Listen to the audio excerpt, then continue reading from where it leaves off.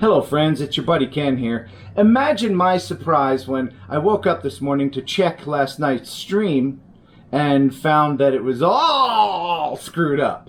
Well, I do apologize for that, and I'm in the studio right now trying to remedy that, but I wanted to put this little clip at the beginning to personally thank Wirecast for making it possible. You know, I work very hard on the stream all week long, and one of the things I shouldn't have to work on is making sure that the program works. Wirecast, right now, I hate you. And I would not encourage anyone to use your product. While it is a great product when it's working, when it doesn't work, boy howdy it doesn't work. So I just want to say to you, Wirecast, and hopefully you'll watch this, to please get your together. I didn't even have a chance to fix my hair. Usually when I wake up in the morning, it's already perfect. And it was perfect. And then I saw what Wirecast did to me, and then it just went crazy. So I will say Wirecast is it's the best streaming software when it works, and that is unfortunate because it doesn't seem to work on a consistent basis. It's not something that you can count on, and that's kind of like, do I use something else or do I use Wirecast? Because Wirecast does have the best interface, and I think they know that. I think that they know that they have us. So while you have us, while we've already spent $1,000+ on your software, why don't you take a minute and make sure it continues to work properly? With that said, here is the stream without the chat, unfortunately, because thanks YouTube, but here it is in its entirety,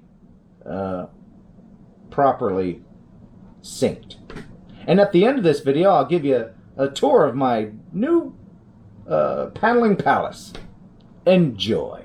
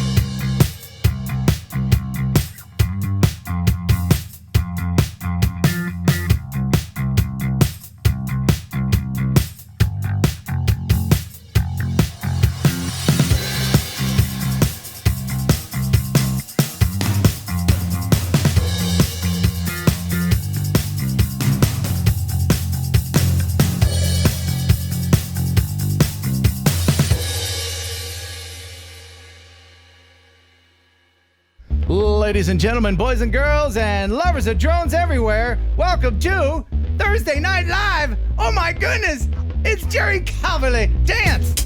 Do you dance? It's your birthday. Do you dance? It's your birthday. Oh yeah. Welcome to Thursday Night Live, everybody. If you're new, let me know in the chat. If you're old, let me know in the chat. Everybody's welcome. Hopefully all of the audio is working. I can see that it is. We're in focus this week. Lots of problems last week. Hopefully we've overcome that. For our very special guest tonight. Who is it? It's Joshua.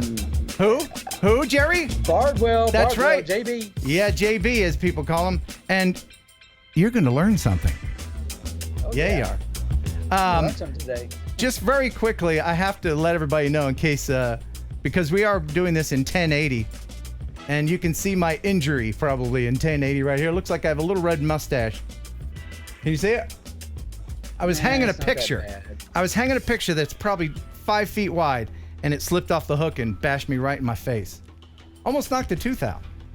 Wow. Good times. So that's what that is. If you're wondering, Ken has a blemish. He's usually perfect. What happened to his perfect face? All right, so tonight we're going to give away some Freewell filters.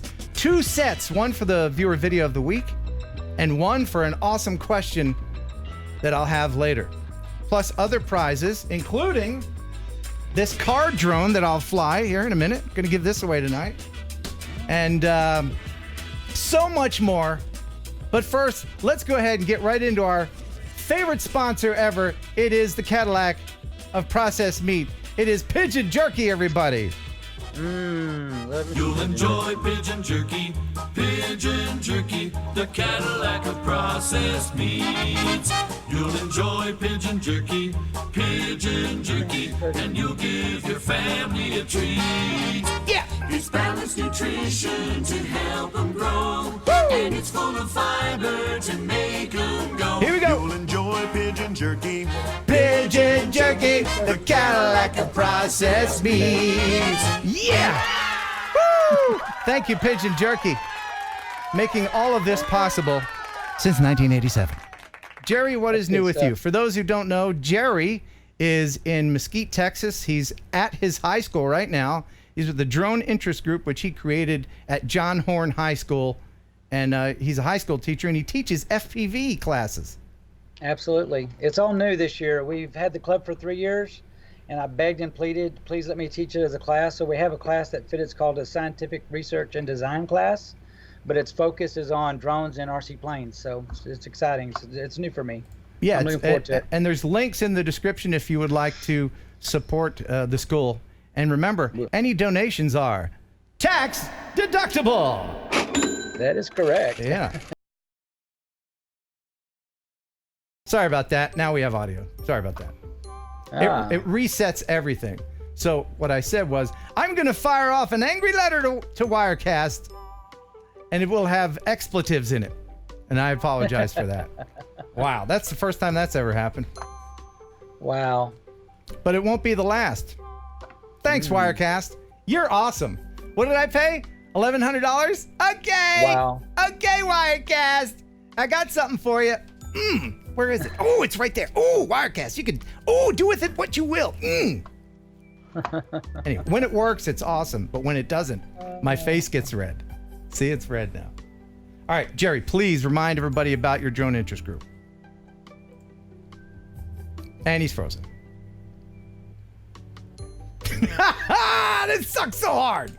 Are we still streaming? This is the bane of the internet. This is, yeah. I think what this is Jerry's school connection.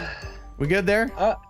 I'd pull my hair out, but I don't have any left. All right. So the first thing glitch was Wirecast. The second glitch was John Horn High School internet.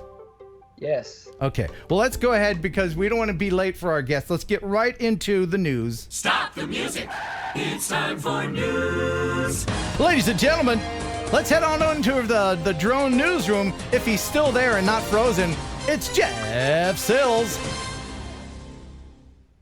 All right, he's moving.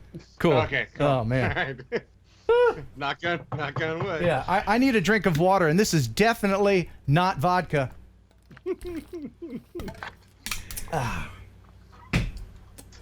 That's your cue, Jeff. Yep. All right. So first in the news, we have some video footage from El Paso County Search and Rescue, who helped a hiker get off of the summit of Pikes Peak on Tuesday. Of course. This guy got himself into a bad spot. Hold on. Since Wirecast had to reset, it reset my my shot. So here, I'll just show you what I'm dealing with.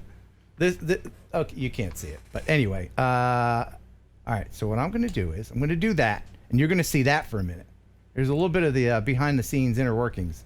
So now I have to pick the freaking frackety frick, and I got to frick the frack, and that's not the frack. And then we're going to go back over to the frick frack, and we have to frack the frickin' frick frack, and that's not it. So that's what I'm dealing with right there. And then we're going to frick the frack again, and hopefully not frick the frack with the frack frick.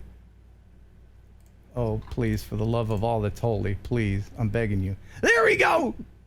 All right. Oh my gosh, I'm so embarrassed. I'm sorry. Hey, Todd Fox, $5 super chat. That does ease the sting of the glitches. It does. Just a little. Yeah. So, cliff rescue you were talking about. Yeah. So El Paso County Search and Rescue in Colorado, they helped a hiker stuck on the summit of Pikes Peak. This video shows the rescuers rappelling down to the person who got stuck in this crack on the side. Pretty interesting. Wow. Why would you put yourself in that situation? I don't understand people that climb these things. Crazy. Well, I mean, it's a hill, so if it's a hill, they're going to climb it. I guess. This is them getting prepared, obviously, because the marathon season for Pikes Peak is coming up, where they're going to have people climbing this mountain all the time. So. Hey, Joshua Bardwell. Sure, hey, baby. Come on. $5 super chat. If I give you $5, can I come on your show? You can come on the show for free, my friend. If you want to come on this, what used to be a show until Wirecast destroyed it. Weston Nay, again, thank you. 99-cent super chat with a smiley face with sunglasses on it. Thanks, my friend. Thank you. All right, so next in the news, MDU students at Maharashi University I'm in sorry, India. I'm sorry, what is it again? Sound it out. Maharashi Dayanand University. Didn't you practice this before the show? Didn't you practice this? Yeah. I practiced it a lot. Well, now we don't want to seem insensitive to our what is it? India? Yeah. India. Okay. What's the name of it again? Maharashi Dayanand University. Very good. Very good. That's close enough. About 2,500 of the female students at that university stay in what they call varsity hostels, which are hotels or I guess dorms. The females have been complaining for quite some time now that drones have been flying up and filming them in the windows. That takes quite a bit of ego to think that everybody wants to film you, doesn't it? Yeah. I mean, not that I'm not on their side, but if somebody's actually doing that, that's wrong, of course. But come on. Everybody says that. When, if you're at the beach and then you just fly a drone 200 feet over. Oh, he's filming me, not these other 100 ladies. It's me. I don't know. Maybe I'm being insensitive. The Grumpy Vlogger. Hey, Grumpy. $10 super chat for blood pressure meds or vodka. Yeah. You can tell. I need not say anything. When my face gets red, it's probably because of Wirecast. I hate you, Wirecast. But I love you. But I hate you. All right, so next we have our bonehead story of the week. The bonehead of the week, you say? Bonehead of the week. Oh, tell us about it. So the ISIS group has made the news recently. The SAS shared a story that was told to them. They're, of course, in the Mosul area training Iraqi soldiers. And this story was shared with them back during the Battle of Mosul. An ISIS terrorist decided to rig up an explosive on a Phantom drone, and fly it out toward, I guess, Allied troops. And in the process, I guess, misjudged the distance or something, and the battery warning came on and the drone returned to home. At which point it detonated over his head, killing the ISIS terrorist. Oh my gosh. The first time that return to home was a good thing. Yeah. Well, he did return to home, didn't he? Yes, he did. In an return to home. ethereal sense. And that's our bonehead of the week. Bonehead of the week. Yeah. Oh my goodness, Jimmy Green. Yeah. Jimmy Green sent us some green. $20 super chat. Thank you, Jimmy Green. Jimmy Green? You shouldn't have done that, Jimmy Green. You shouldn't have done that. Do it again, Jimmy Green. Do it again. One more time. All right, so the next story is, I guess, a really good story about a prepared photographer. Vic Moss flies a DJI Mavic 2 Pro, and as a professional photographer, he found something interesting. He was told that the TFR around NFL stadiums is not in place or not active during NFL preseason games. And if you're new to the hobby, a TFR is a temporary flight restriction. Yes. Put in place by the FAA when there's events happening. And so basically what happened was that he figured out that he could go out to the Broncos Stadium and fly a drone legally near an NFL game. And so he did that. And as he was flying the drone, the security came out and told him to land his drone, and he landed the drone. And after he explained to them the rules, and they had a very civil conversation, while they were talking to the, I guess, next level of forces, he put the drone back up in the air because he was not breaking any rules. He was not breaking any laws. Right. And as he continued flying, then the security contacted the FBI, and the FBI showed up. Oh, dear. Because this is an NFL game, the FBI happens to be there. The FBI showed up. Wow. He then landed the drone again after, of course, getting all the footage that he wanted. And they had yet another civil conversation. And the general gist of the whole thing is that if he had called versus emailing them, that would have been one thing, because obviously the stadium gets a lot of emails and they didn't see that he was, had notified them that he was going to come out and fly. Right. But second thing is that the response that he had, he wasn't argumentative with them. He wasn't challenging. When they asked him to land, he landed. When they understood that he wasn't breaking any rules, he flew. Mm-hmm. And it was all very civil. The one takeaway from it that I think was most important was that the FBI explained to him that even though they can't supersede the FAA's rules and regulations, if they feel that he's doing something that is illegal, they can still confiscate the drone. And they do that on the basis of the reaction of the person that they're dealing with. So if you keep a cool head and you don't argue with them, then they're less likely to try to initiate what their rules would allow them to do. Right. And just to let everybody know, this was a preseason game, which Yes.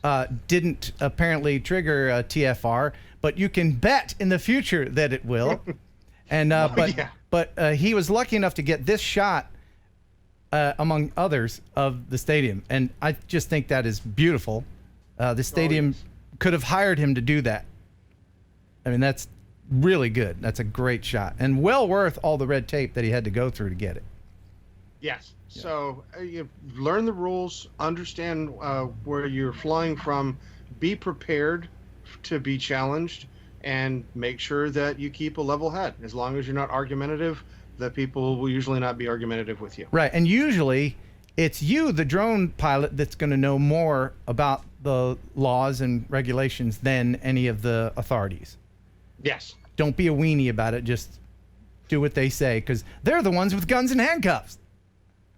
Yeah. Bye. Yeah. So last week we talked about the FAA putting a warning up about weaponizing your drones, and a lot of, I guess, suspicion was that this was caused because of the people that had set fireworks on their drones. Right. And after some, I guess, digging around, that wasn't the reason why the No? FAA. What was it, Jeff? The FAA put the warning up because the company developed a flamethrower. Oh, my Christmas God. present, man! You mean I'm not going to be able to get this for Christmas? I want this, Santa! Introducing the TF-19 Wasp drone flamethrower. Wow. The Wasp is built to withstand all sorts of conditions, Yeah! both cold and hot. With 25 feet of range, Oh my 1 God. gallon of fuel capacity, the TF-19 Wasp can deliver over 1.5 minutes of continuous Wow. firing time. Oh my God. Designed much to fun. reach new heights, it wields an array of utility for professional users who demand tools that exceed expectations. I demand tools that exceed expectations. Now this thing is really cool, but it's made for other countries, I believe. Isn't that right? Because other countries actually use this type of technology to remove garbage from their high tension lines. Yeah, Yes. it's essentially a tool. But the thing that's interesting about it is that within the United States currently, right now, you can legally own a flamethrower. It's not against the law for you to purchase and own a flamethrower. But what's interesting is that it is illegal, apparently, to put that flamethrower on a drone. So that's considered weaponizing it. Right. You can own a chainsaw, and you can own a big wheel. Just don't put a chainsaw on your big wheel. I mean, legally, I guess you could. Yeah. That'd be crazy. Did you have a big wheel when you were a kid? Oh, yeah. Heck yeah. I did. for Jerry, sure. did you have a big wheel? Absolutely. I modified mine. I did all kinds of crap to it. It was crazy. Do they even make big wheels anymore? Yes, they do. They've changed the way they look though. A lot of them, they're not the same Yeah. old big wheel we had. Yeah, Man, they're a you, lot different. you pull that handbrake, you spin out, and I always got a flat spot in the wheel eventually because I'd hit the brakes and skid, so it was like anyway, all right. No. I wanted the green machine where you could lean back and Oh then rock yes, the arms. green machine. That was Yeah. on, and man, that's what them rich people got, the green machine. A rich kid came in the neighborhood if he had a green machine. Yeah, those things That's were for awesome. sure. Let me know All if, right, so- let me know in the chat if you had a big wheel. I could get that thing on 2 wheels off the curb. You can still buy a green machine, just to let you know, Ken, in I- case you want to get one. I think they make adult-sized big wheels somewhere. I think they do. Yes, they do. I do. All right. So next in the news, FAA also introduced, I guess, an email that just came out today. Says this will be, I guess, appearing in your mailboxes soon. They have published NOTAM FTC 97752, which will allow for intermittent airspace restrictions of drones at select federal facilities nationwide. This goes effective September 1st in 2019. This is, I guess, to give advance warning indicating sites where airspace restrictions are going to start coming up intermittently. And they're going to come up 24 hours ahead of the restriction going into effect. So you'll see the temporary flight restriction appear, and then it'll go active within 24 hours.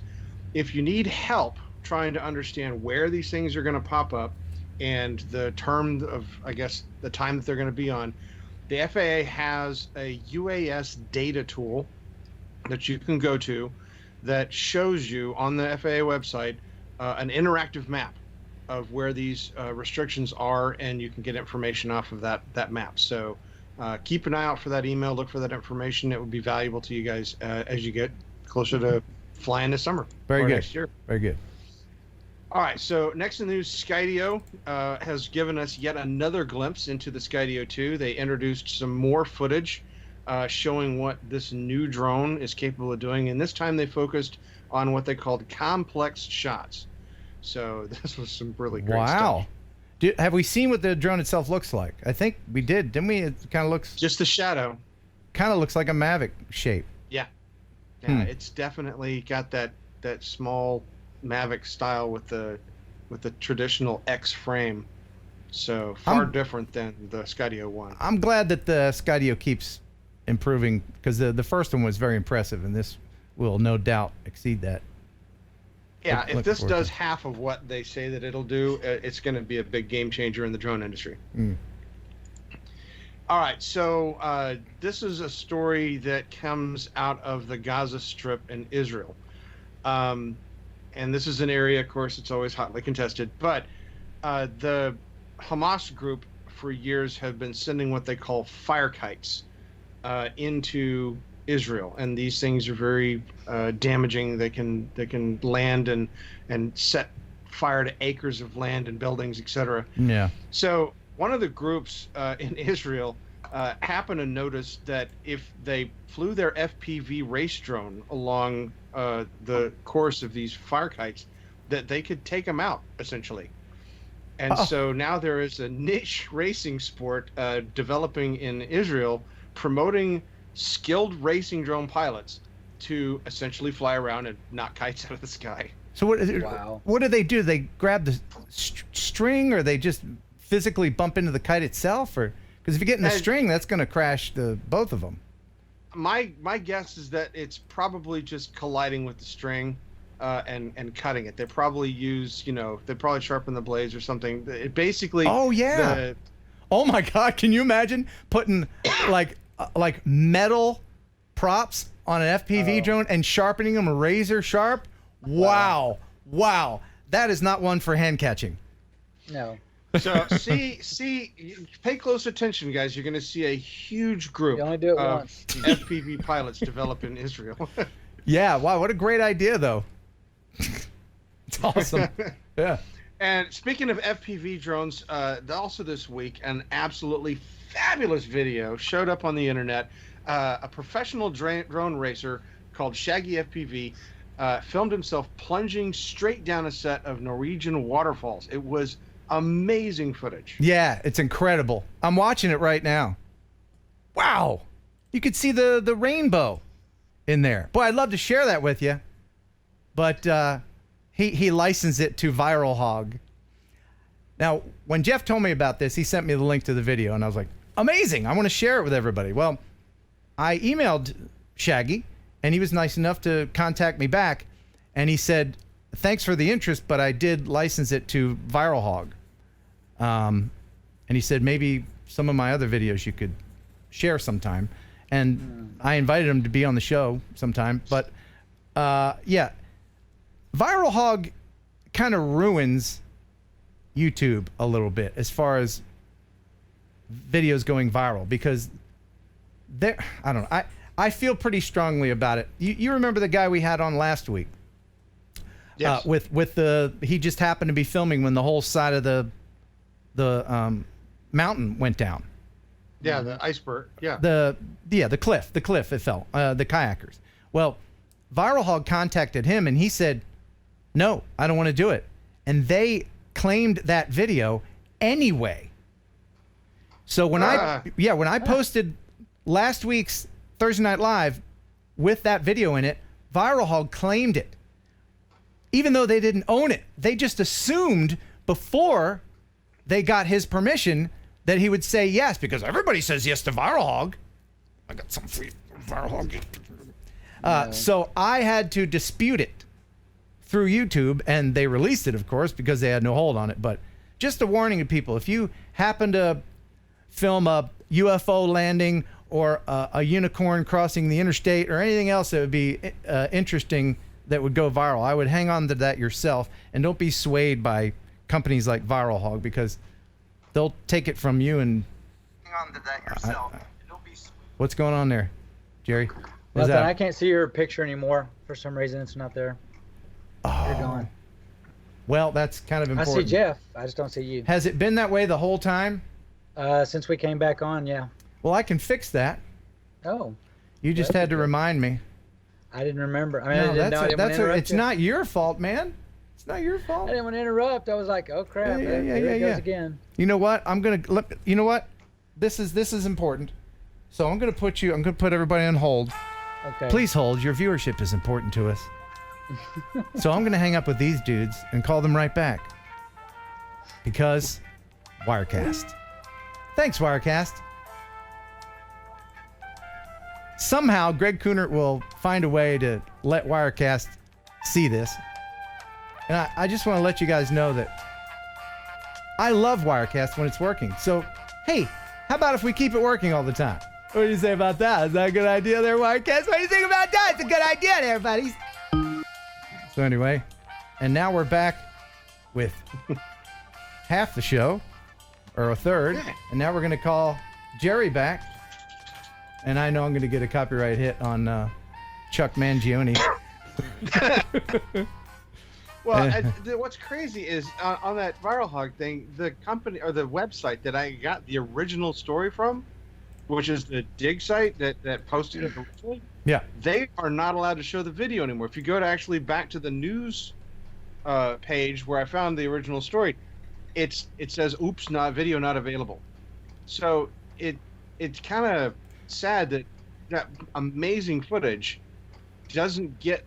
I mean, doesn't get the exposure, and you know, whatever money he's going to make from Viral Hog isn't worth, to me anyway. It might have been to him, but isn't worth the exposure and the goodwill you could have gotten by just letting it be out there. Anyway, send it to us, man. We'll put it all over the place. Oh, it'll be everywhere. yeah. All right. So next in the news, they got some drone footage from Hong Kong recently. The Hong Kong people have created a human chain to mark the 30th anniversary of what they call the Baltic Change. Back during the 1989 protests against Soviet rule in the Baltic, they created a human chain that had 2 million people. As part of Hong Kong's bid to try to stop a lot of the violence and issues that are going on there, they duplicated this on the 30th anniversary and got this amazing footage from the air. Hong Kong is a beautiful city. Man.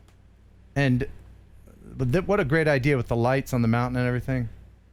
Yeah, they completely encircled the city. It was an amazing event. Awesome. It's crazy. All right. So next... by the way, just very quickly, I apologize to Joshua Bardwell. I told him a certain time, and we're probably going to be a couple minutes late. So thanks for hanging out. We'll call you here in a minute. Everybody else in the chat, good? We good? Or you can see me, you can hear me, we're good?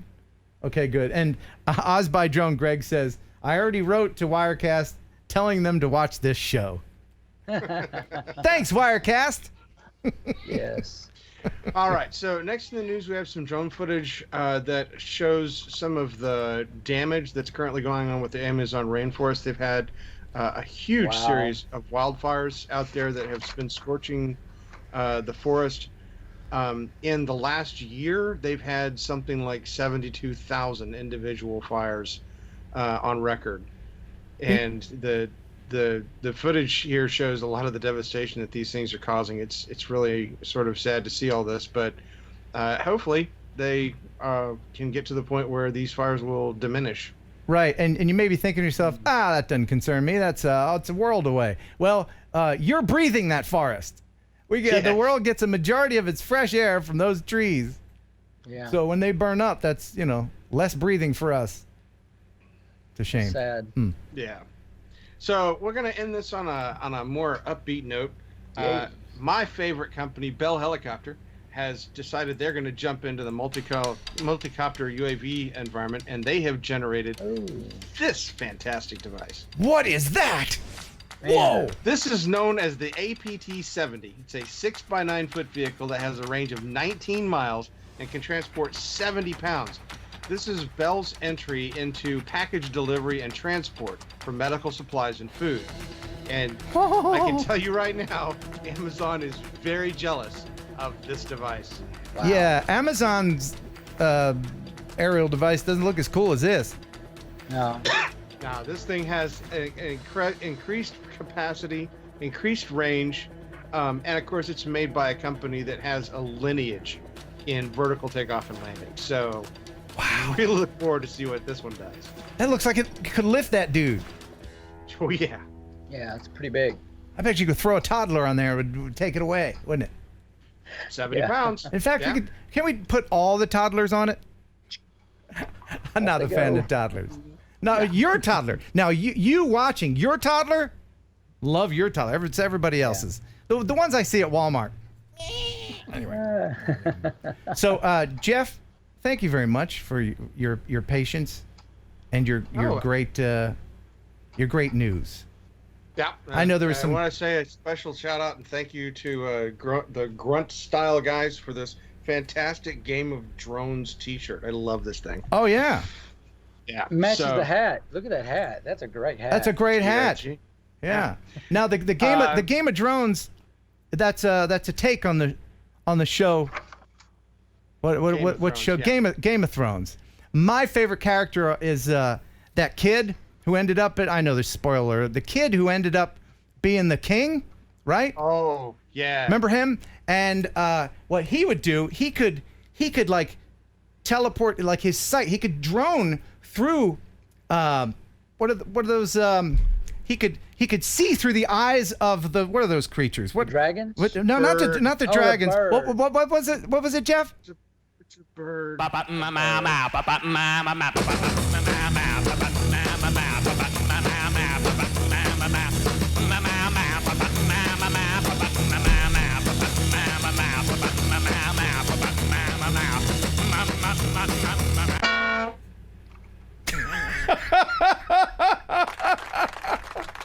You thought you were gonna get away with it, Just minutes away. Just minutes away. Jeff. Just shy. We love you. We mean it. That's a cool shirt. Thanks so much, man. Thank you very much. Oh. Check out Drone Book for the news that did not make the cut today. Thanks for stopping by. Now get out. Oh, gotta love that Jeff. He's the best, isn't he? He is. And now here is Jerry Calverley with a joke. I got a joke. And whatever echo is causing that, please make it stop. Is it me? Yes, it's you. Okay.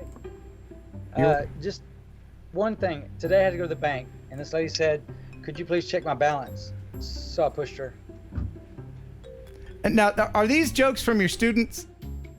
Yeah, that one was from Stephen Carey. Stephen Carey. I'm sorry. Oh, Carrier. okay. All right. Do you have one? Yeah. That was great. Great. Thank you very much for that. Do you have a different one?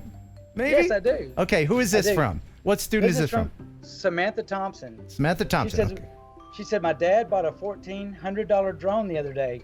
He said, if it crashes, you'll see a drone man cry. Ah, that's pretty good. That was one of my favorites. You got one Let's see, more? where's one more? Andres Gonzalez. He says, what do you do with a dead chemist? What? You bury him.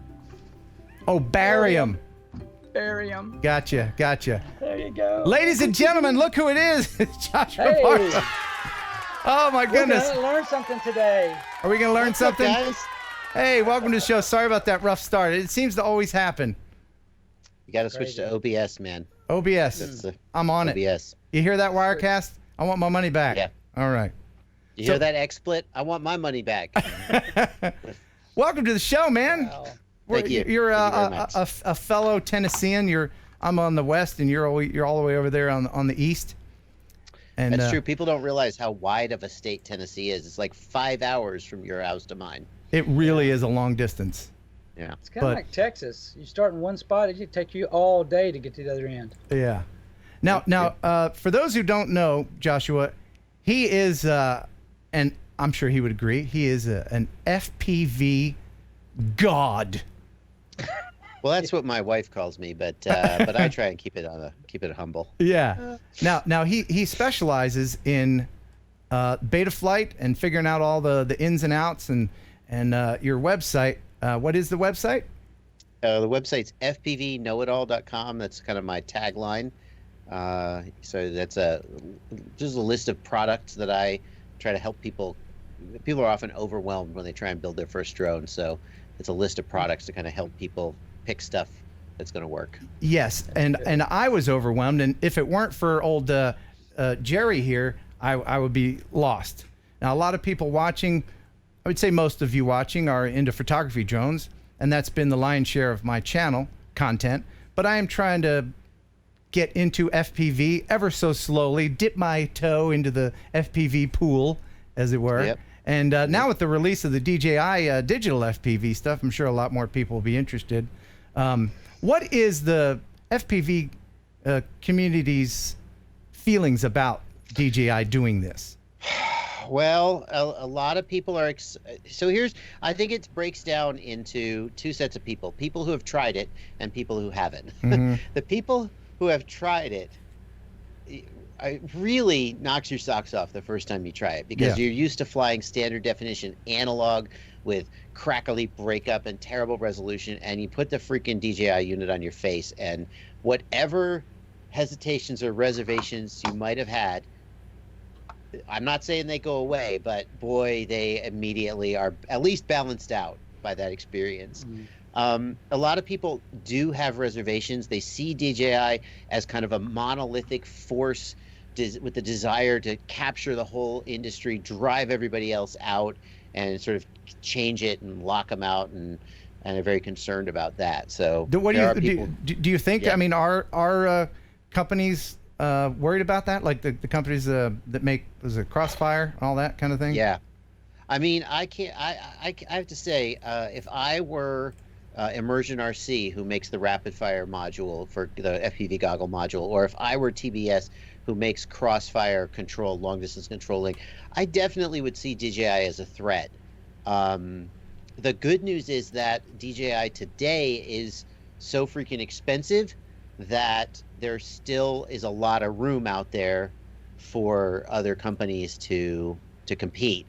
Whether that's going to be true 2 years from now, I mean, this is a big move. Right, and it depends on what flavor FPV you're into. Now, there's freestyle, and the latency that most FPVers are really concerned with is not that bad, is it, or is it? With the digital compared to the analog? I would say, so I tested DJI's previous Goggles RE with the OcuSync system, and I found the latency to be, you could just barely fly it, but really no, it was too much. Even freestyle and definitely racing pilots really demand low latency on the order of maybe 50 milliseconds or less, and less than that even is better. That's really the upper edge. And the good news is that the DJI FPV system delivers in that respect.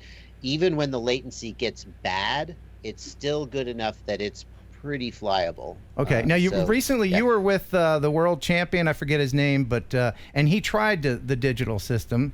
What did he think of that? Yeah. So you're referring to Evan Turner. He is I don't think he is a world-class racer. Let's just say that. I'm not sure what exact titles he holds. And he flew that for the first time and was pretty impressed. He said, basically, yeah, I could fly this. I could race this. Yeah, he was pretty impressed with that. Very good. Now, I'm not going to pretend that I know more than I do about FPV. That's why Jerry is here. And he's a big fan of yours, and I'm sure he's got a few questions for you. You know, this is funny because, Ken, you're the first YouTuber on that side of the fence that I ever met and tried to contact. I hate that it's taking this long for me to meet Joshua, but he was the first one I really started following for FPV, and I've been watching you for 3 years. So I'm not as much into it as I'd like to be because I've been doing some things with all areas, and but I am learning. And every time I have a burning question and Ken says, well, how did we do this? I go, I don't know, but I wish I could just call Joshua right now and ask him. Well, you pretty much can. You pretty much can. I mean, I don't get my phone number out to everybody, but I'm answering Facebook messages and emails pretty much all day. So that's good. I have a lot of respect for guys like you who, I mean, I understand as well as anybody the mission to help educate, help answer questions, help people enjoy the hobby. I express that through YouTube, and you express that in person through your drone group. But I mean, it's all the same mission. So a lot of respect. Well, I'm hoping at some point maybe we could talk you into doing a little Skype with the kids so you could see them and they could see you and talk to you for a few minutes. But we can work that out later. Don't put them on the spot or anything, Jerry. I'm just saying. Yeah. I did have a question, though, that I've asked myself so many times. I know if I want to get a question answered, I'll just go look up a video for you. And I know a lot of times if you don't know something, you'll just look it up. But is there anybody that is your go-to person? You go, hey, I can't get this. I got to call so-and-so. Yeah. There are a few guys, and basically people think that I'm like the smartest guy in the room, and it's really not true. I just know I have a talent, I think, for sucking up information, categorizing it, and then regurgitating it and remembering it. And so when I have a question, I reach out to some of the devs. There's a Betaflight Slack where you don't have to be anybody special to join it. You can ask these questions of the devs. There are a couple guys out there who help me out with the newest features that are up and coming. And I think that I get more credit than I deserve in some respects. because I get credit for knowing things when really all I'm doing is repeating them, but I repeat them in a way that people can understand, and that's what I sort of bring to the table. You're very organized, and we need people like you. Yeah. Us people who aren't like you need people like you. Right. In their life. Now, Well, I'm glad. there's a lot of people watching that are thinking about getting into FPV, but I mean, when I first got into it, I didn't know how to charge a battery. I mean, that's how limited my knowledge was. And I remember asking Jerry how to do that, because there's numbers that you have to remember, voltage and amps and all that stuff. You could blow yourself up if you do this wrong. It can be dangerous, especially with the respect to the battery. But there's another aspect to it, and that is beta flight. And you are a beta flight master, my friend. Yeah, absolutely. You are. Now this, for those who don't know what beta flight is, I'm going to ask you to just give a brief overview of what it does. Yeah. So, I mean, if you think, I mean, you guys are probably more familiar with the DJI world, and DJI has the NASA flight controller, and that flight controller has sensors on it, like a gyro, an accelerometer, a barometer, a GPS sensor, and it takes all the inputs from those sensors about what the drone is doing. It takes the input from the transmitter about what you want the drone to be doing, and then it translates that into motor outputs that make the drone fly where you want it to fly, right? Well, Betaflight is flight control software that sort of does the same thing, but much, much simpler. It doesn't have a lot of autonomous flight. It doesn't have image processing, like, it doesn't have, but basically it's the same thing. It's a little cheap flight controllers you can buy with software you can flash and make your racing drone or your freestyle drone fly. Yeah, it's a very hands-on process. If you like tinkering, if you like soldering, I know that that you'll be into this. Now I'm going to play a little video of the difference in attitude from me and Betaflight and Joshua and Betaflight. Okay, so here is my feelings about Betaflight. This is me and Jerry.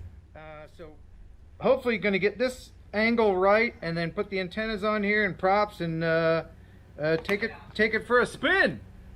Well, we have to beta flight it. Beta flight. Oh yeah, that's right. Betaflight. The FPVers speed bump to fun. And now some Betaflight fun, right, Jerry? Beta flight. Here we come. Woo! Nothing I'd rather do. Win the lottery? Nah, Betaflight. Get a massage from a pretty girl? Nah, Betaflight. We got it hooked up, and it's doing the spinny spin thing when you connect it. Yes. Okay, so let's go over to receiver. See if it's getting any. Yeah. It is? So we got inputs. Okay, then we don't have to worry about UART, changing UARTs. I didn't want to change the UART. Well, I thought we were going to have to, because it doesn't have an S-bus receiver. I mean, S-bus port. I don't know anything of what you just said, but I didn't want to do any of it. Oh, Beta Flight is so fun. Why don't they just call it Beta Fun? Yeah, call it Beta Fun. So that's, to me, it's like taking a math test. But for you, it's fun. Now, just for contrast, let me play this. This is a recent video from your channel. I'm going to play a little snippet of this. This is the pure joy that Betaflight gives Mr. Bardwell here. I know what video you're going to play. Configurator 1060 today, because I have been working with the SP Racing H7 flight controller, and for whatever reason, you have to have configurator 1060 in order to flash that. And imagine my absolute freaking amazement, glee, sheer happiness when I saw press tab for autocomplete in the command line. Are you seriously kidding me? Oh, I need to bind my FreeSky receiver. What is the command? It's a bind SPI FreeSky RX bind. I don't bind. Hit tab. Oh, I'm so happy. Oh! Wow. Oh, look. Oh my God.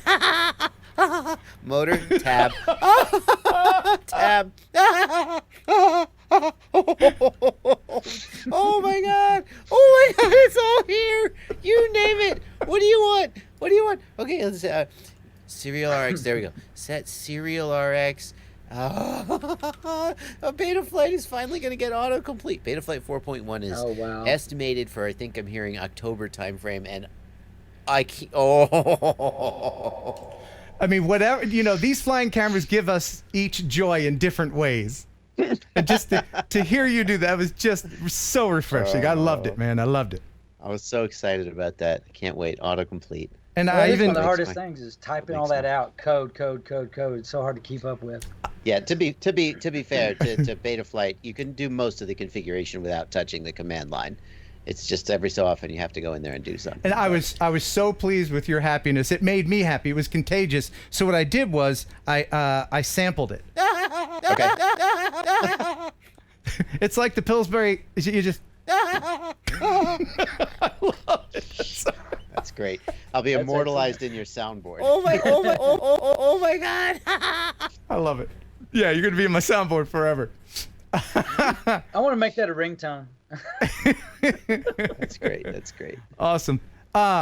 So one more thing about the DJI digital system, and you mentioned this too on your channel, is the whole limitation of it as far as the social aspect of it, because with analog FPV, everybody in the audience, everybody can watch whatever racer they want to, but not so with the DJI system.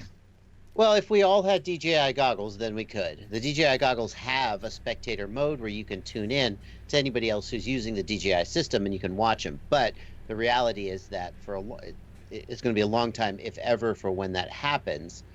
Just this weekend, I was shooting some episodes with Rotor Riot, and we went to a site, and everybody was flying, and I got out my DJI quad, and I was flying it, trying to get some footage and just enjoy it. And I realized that everybody else was like, oh, I'm going to hit this gap. Oh, I'm going to do this thing. Oh, I can't believe what you just did. And normally I would just reach up and onto their channel and look at what they were doing. But I was kind of like just in my own little world. Right. Even though, I was like, at the lunchroom table and there's the one kid who is just sitting off in the corner. I was that kid, even though I was there with them. We just weren't sharing the same experience. I wish that DJI had decided to put a built-in analog receiver in the goggles. I think there are business reasons more than practical reasons why they didn't do that. But at least then I could spectate other people, even if they couldn't spectate me. I think that's probably one of the biggest downsides to the DJI system until the day comes, if it ever comes, when we all are just using the DJI system. That's going to be a limitation. What do you think the future is for that? Do you think the DJI will come out with their own race FPV / photography drone that does it all? No, not possible. I mean, I think there's engineering reasons why there'll never be a drone that does it all. A race drone has typically 5-inch props because those have very high speed and agility. A photography drone has larger props, 7-inch, 9-inch props, or whatever. Those give more efficiency and longer flight time. I mean, for the same reason that we don't, carry cargo in a race car or race semi-trucks, usually. I don't think you're going to see one do-it-all drone. For people that want to get into it and they're just starting out, what do you recommend for practice? Is it better to practice with like a tiny whoop, or to use some kind of simulator? Yeah, so intellectually, the simulator is the way to start, because even with a tiny whoop, when you crash, you got to walk over, you got to pick it up. And with a simulator, if you crash, you just hit reset and you go. You get the most value for your time by practicing in a simulator. And people say simulators just aren't that accurate. They're not as accurate as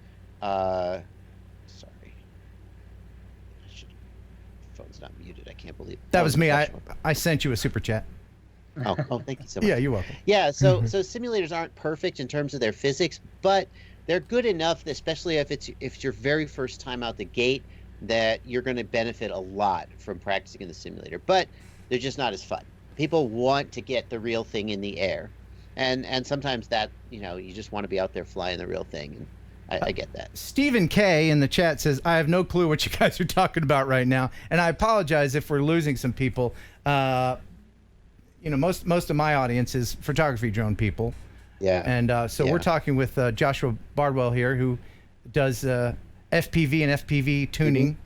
and racing, freestyle, racing, all that. And you guys come on over though, because I see a lot of DJI people, new people coming from photography drones. The fact that DJI has put out an FPV system is bringing some of those people over to the world of freestyle and racing, and I think that's a great thing. And on your channel, you have a series of videos that kind of for beginners, don't you? I do, yeah. I have a Learn to Build series that walks you through your first build, and I have a whole bunch of other stuff for beginners. That's really, I try to focus a lot. I do some technical, more advanced stuff, but I think that a lot of people just don't pay any attention to the very, very beginners who don't even know where to start. Right. And I feel for those people.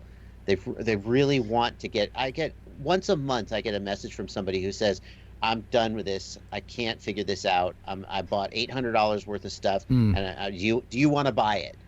They're so frustrated, and I really want to help those people get over the hump and get their quad in the air. Well, let me motivate those who are thinking about getting into FPV, and the reason why, if you're a photography company, and there's a lot of people doing photography companies nowadays, you want to be able to offer your clients the view of a cinematic FPV drone at the very least, whether you're not going to get into racing or whatever. But there was a droner called Viggo Koch. He's in Sweden, and this video right here, I'm going to share this with you. Have you ever heard of Viggo?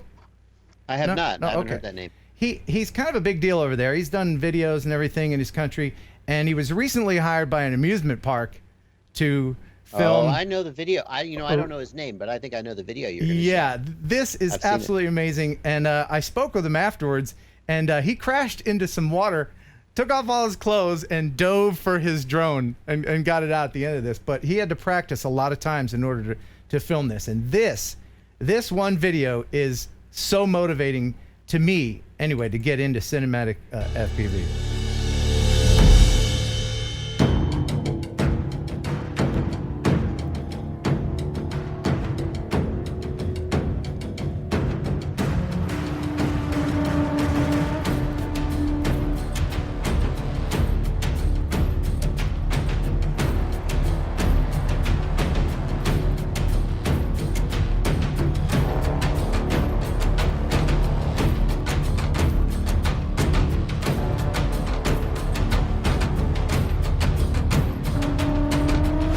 I want to do that. Wow. I want to do all That's that. crazy.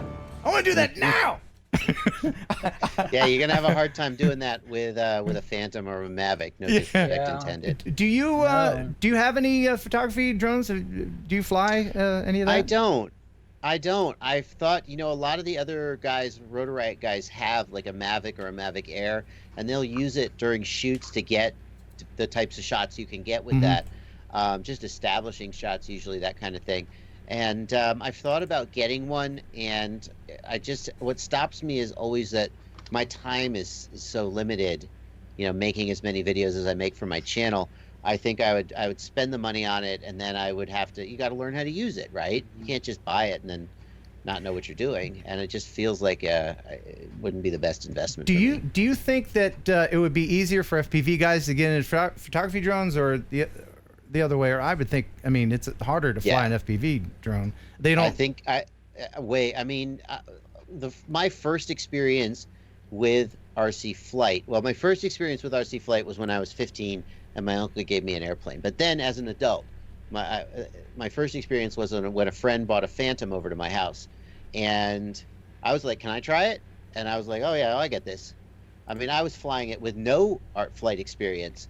The afternoon, with just a few minutes of practice. So, and that's not a testament to my skill as a pilot. It's a testament to how easy DJI has made it to fly their platform. Right. You just let go of the controls, and you're not going to crash. But you do that with an FPV drone, and that's it. Oh yeah, it's over. True. So, I'm gonna, and I think I told you this when we were talking before. I think I would rather continually crash a real drone than do a simulator. But after you watch this, me and my whoop at a playground, I was trying to fly through the playground thing, and I probably destroyed this thing. But here's me trying anyway. This is one of my first times trying. Oh, that's not bad, Ken. No, You're all right. you're very encouraging.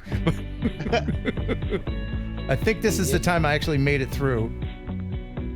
And then I wanted to go through the other one. Yeah. Yeah. But yeah, I think you've gotten better. I remember the first video you did where you tried to fly FPV. You've gotten better. You're flying it.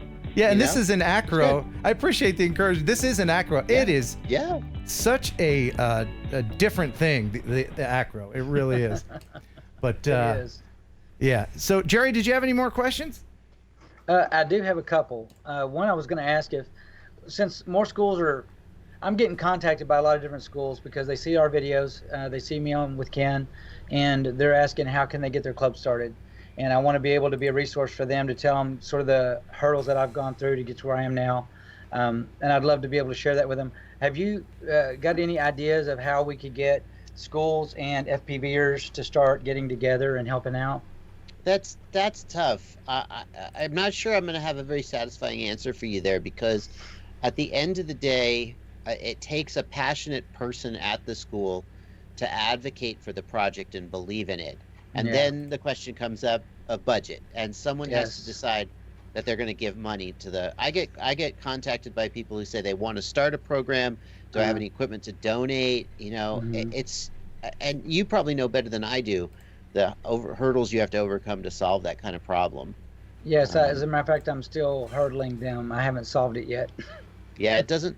You have to be able to make a case, I think, that there's an educational benefit to this, and it's all there. I mean, the case can be made, but especially as short on money as many school districts are, when we have scenarios where people will come and they'll say, "Hey, do you want to come to our drone group and do a presentation?" And we'll be like, "Well, okay, here's how much we would charge for that." And they're like, "No, we wanted you to pay us for the exposure." And I'm like, "Oh, yeah, that's the way comedians. Neither of us has any money." Yeah, comedians are always. You to give us money. You want? I don't know. That's right. We'll give you the exposure. Okay. Yeah. That's true, and that's why I've tried to reach out to some of the vendors, and luckily I've been able to get with Race A Quads and a few others that have been very responsive and said, "Hey, we'll give you a discount." I talked to Bob Ruge recently, and he said the same thing. He would work with me to help get us going, and that's really a lot of good stuff. We're excited about it. I just thought about it, and I said, well, maybe you've got some ideas of how we can start getting. That seems to be the biggest hurdle, though, is the money, is finding the equipment. Nick Burns, he does all his reviews, and he sent us some stuff. It's been really great. Kelly Shores has helped us out. Ken has helped us out. He was the one that gave us our first donation, was that little drone that we had, and it's been great. But that's just the hardest thing, is I've got 50 kids now coming to a class, and I'm trying to teach them all how to build. But, there's not enough stuff. I don't know how you do it, honestly. It's such a challenge, because when you have 50 kids, like, are you going to get 50 tiny whoops? Are you going to get, I mean, even if you have them all build just the cheapest drone you could, with a $100 drone, okay, 50 times $100, that's a lot of freaking money. It is. And it's just, I imagine it's just a constant hustle. Yes. It is. And I don't know what I don't envy you that position. I don't know what the answer is. I'm sorry. Well, if you would like, if there's anybody out there that would like to help Jerry and his kids, I'm calling them Jerry's kids. you have to be over 40 to get that. But there's links in the description that when you click on it will help Jerry. Now, I don't want to take up too much of your time, because I know you're a busy guy. You're doing this for a living, and you've been doing that since 2017. And you're a lucky guy. So what I do with all of our guests is a thing we call, would you ride it? And this is usually some horribly conceived contraption that resembles a drone or some kind of quad that people ride in. And so this week it is the Concepto Millennia. And this was invented by a Philippine guy named Kix Mendolia. And he built this thing from scratch. So let me know in the chat if you would ride this or not. Would you ride it?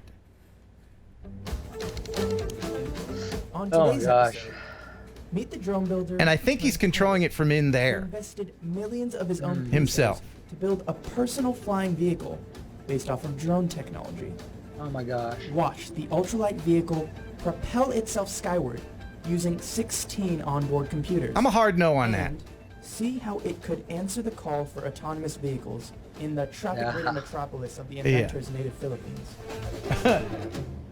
People are saying yes, yes, yes. Oh, hell yeah. From Mel. What do you say, Jerry? I would. It's a hard one. I would like to see it a little more stable. One of his first How about in that? Horizon mode. How about that thing? Horizon mode, maybe. Perhaps indicative of. Oh God, no, not that one. What do you think, Joshua? You know, the whole reason I fly FPV is because I don't want to put myself on a dangerous vehicle going thousands of miles an hour or whatever. So I'm gonna say no. Yeah. I mean, kudos to the guys who do it. Yeah, I might ride the thing if it was over a field of marshmallows and clouds, if it landed. Have you seen the guys? Like, there's this guy who's built this jetpack or whatever, and he only flies it over water. Right. Yeah. Because it could, and this guy, this Yahoo, who just cobbled together and you know, this thing in his backyard is like, yeah, let's just do it. No. It's gonna be a no. I don't know what goes through people's heads. That they clearly haven't. One guy had newspaper in his. You know what that newspaper is for, right? Because it's going to scare the crap out of him. Yeah. Easy to clean it out. Yeah. Oh, hey, Sonia Dominique, $1 super chat. Thank you so much for that. Thank you. So you got another quick minute, Joshua? Sure. For you, Ken, anything. Thanks, buddy. Are we friends now? Are we pals? Only if I can hear that. Only if I can hear that soundboard of me laughing one more time. Oh, you bet. Yeah, I got this one. Oh. And then I got this one. Oh my God. That one really needs context. Yeah, and then I got this one here. This is my favorite one. That's my favorite. So let's go ahead and give something away. It's another exciting contest. All right. And this is brought to you by Freewell, freewellgear.com. They make the prize available every week, 2 times. Thank you, Freewell. So somebody's going to win a set of 4K all-day filters, ND filters, for any one of your drones or cameras. And so the question this week has something to do with Mr. Bardwell. Okay. So I'm going to show this video, and this video right here that you're seeing right here, this is on Joshua's channel. Oh, wow. Now, you know I like to scrape the bottom of the YouTube bucket. So this is on Joshua's channel, and the question is, what is the title? What is the title to this video? I don't know if Joshua even remembers, but I can't remember what I'm doing in this video. You really went way back. Yeah, that's just crickets, I guess, off somebody's porch. And so that's my porch. First correct answer, and it's got to be exact. Jerry will pick the winner. And thank you, Picking it up. John Larson, $2 super chat. Put an FPV camera on it, I'd fly it. Yeah. Kevin Turner, $2 super chat. Thanks for having an FPV guru on the show. Ooh, Kevin Turner. That's Evan Turner's father, by the way. That was Kevin who I was racing against in that race. Oh, cool. He beat me. Thank you, FPV guys, for tuning in on the show here. I hope you'll tune in on the other weeks when we don't necessarily have an FPV person on. But you're welcome all the time. So do we have a correct answer of what the title? Okay. So Little piece of trivia there. Kevin Turner is about half as fast as his son Evan, who is world-class fast. Oh, yeah? And that's been true for years. Very good. Okay, I think we have a winner. It looks like, and who is the winner? Debbie and Earl. Debbie and Earl, and the correct answer is 2014 space 02 space 20 space 20 space 18 space 36. They got it back. Uploaded straight from the camera. I'm guessing that's what it was. We don't need a title on this. Let's just show the crickets. Okay, congratulations. Oh my God. Let me know that you won. You can email me here and let me know that you won. And please remind me of your prize, because I forget stuff because I'm old.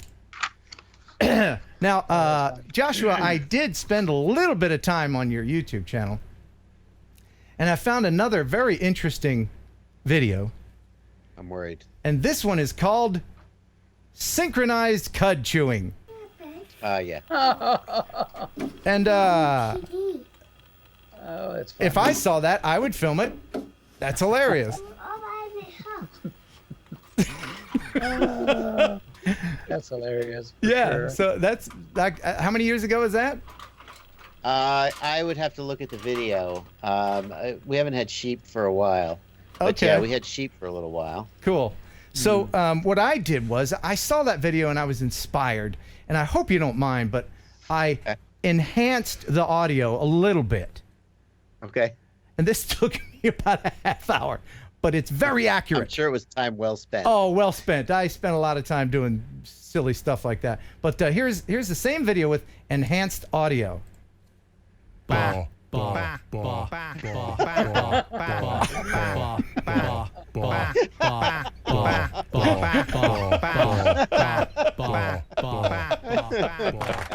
I gave them That's each. very accurate. That's very Thanks. accurate. I gave them each their own voice.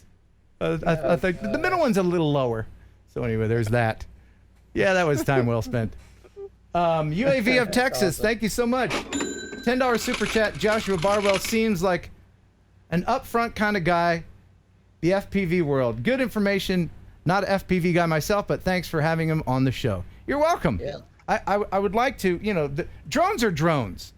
Very much like motorcycles are motorcycles. And years ago when I lived in Charleston, West by God, Virginia, I had a Kawasaki ZX-10R, and I was part of the fast crowd. I was the FPV of motorcycles back then, and we'd all hang out, but we didn't hang out with the Harley guys. And why? I don't know. They're all motorcycles, right? So it's kind of like that. The FPV crowd's like younger, faster, for the most part, that I've found anyway. I think it's really unfortunate that people often try to define their culture by who they're not. And we see it within the FPV crowd. There's the Flight 1 guys and the Beta Flight guys and the racers and the freestylers and the micro guys and the 5-inch guys. You name it. I wish we spent more time focusing on the things that we share rather than the things that make us different. Absolutely. Yeah. They're all flying cameras, right? Right, Jerry? Yes. All right, Exactly. Jerry. So I have one more video of yours that I'd like to share because I'm a big fan, and this is going to settle an argument. Jerry, how do you say the word solder? Oh my I say solder. God. So do I. Do you say solder? I do say solder. But not everybody Solder. says solder. We have people in Australia that say solder, Soldering. and that's When have Australians been right about anything? that's right. Even their toilets are wrong. They go around the wrong way. Anyway, check a little bit of this. This is awesome. Joshua Bardwell, that's correct. we're going to learn something today about how to pronounce the word solder. Now, some people argue that the common American pronunciation of solder is outright incorrect, to which I say, stay calm, folks. I was tollicking the other day with my friend Mr. Lynn Cullen while we were fishing for some salmon, and he said that every time he heard an American pronounce the word solder, he was half inclined to chullock the difference up to etymology. He says that the modern spelling of solder derives from Middle English and Old French words which didn't have the L in them. The original Latin root did have an L, solidare, and it was common to drop the L when going from Latin to Old French.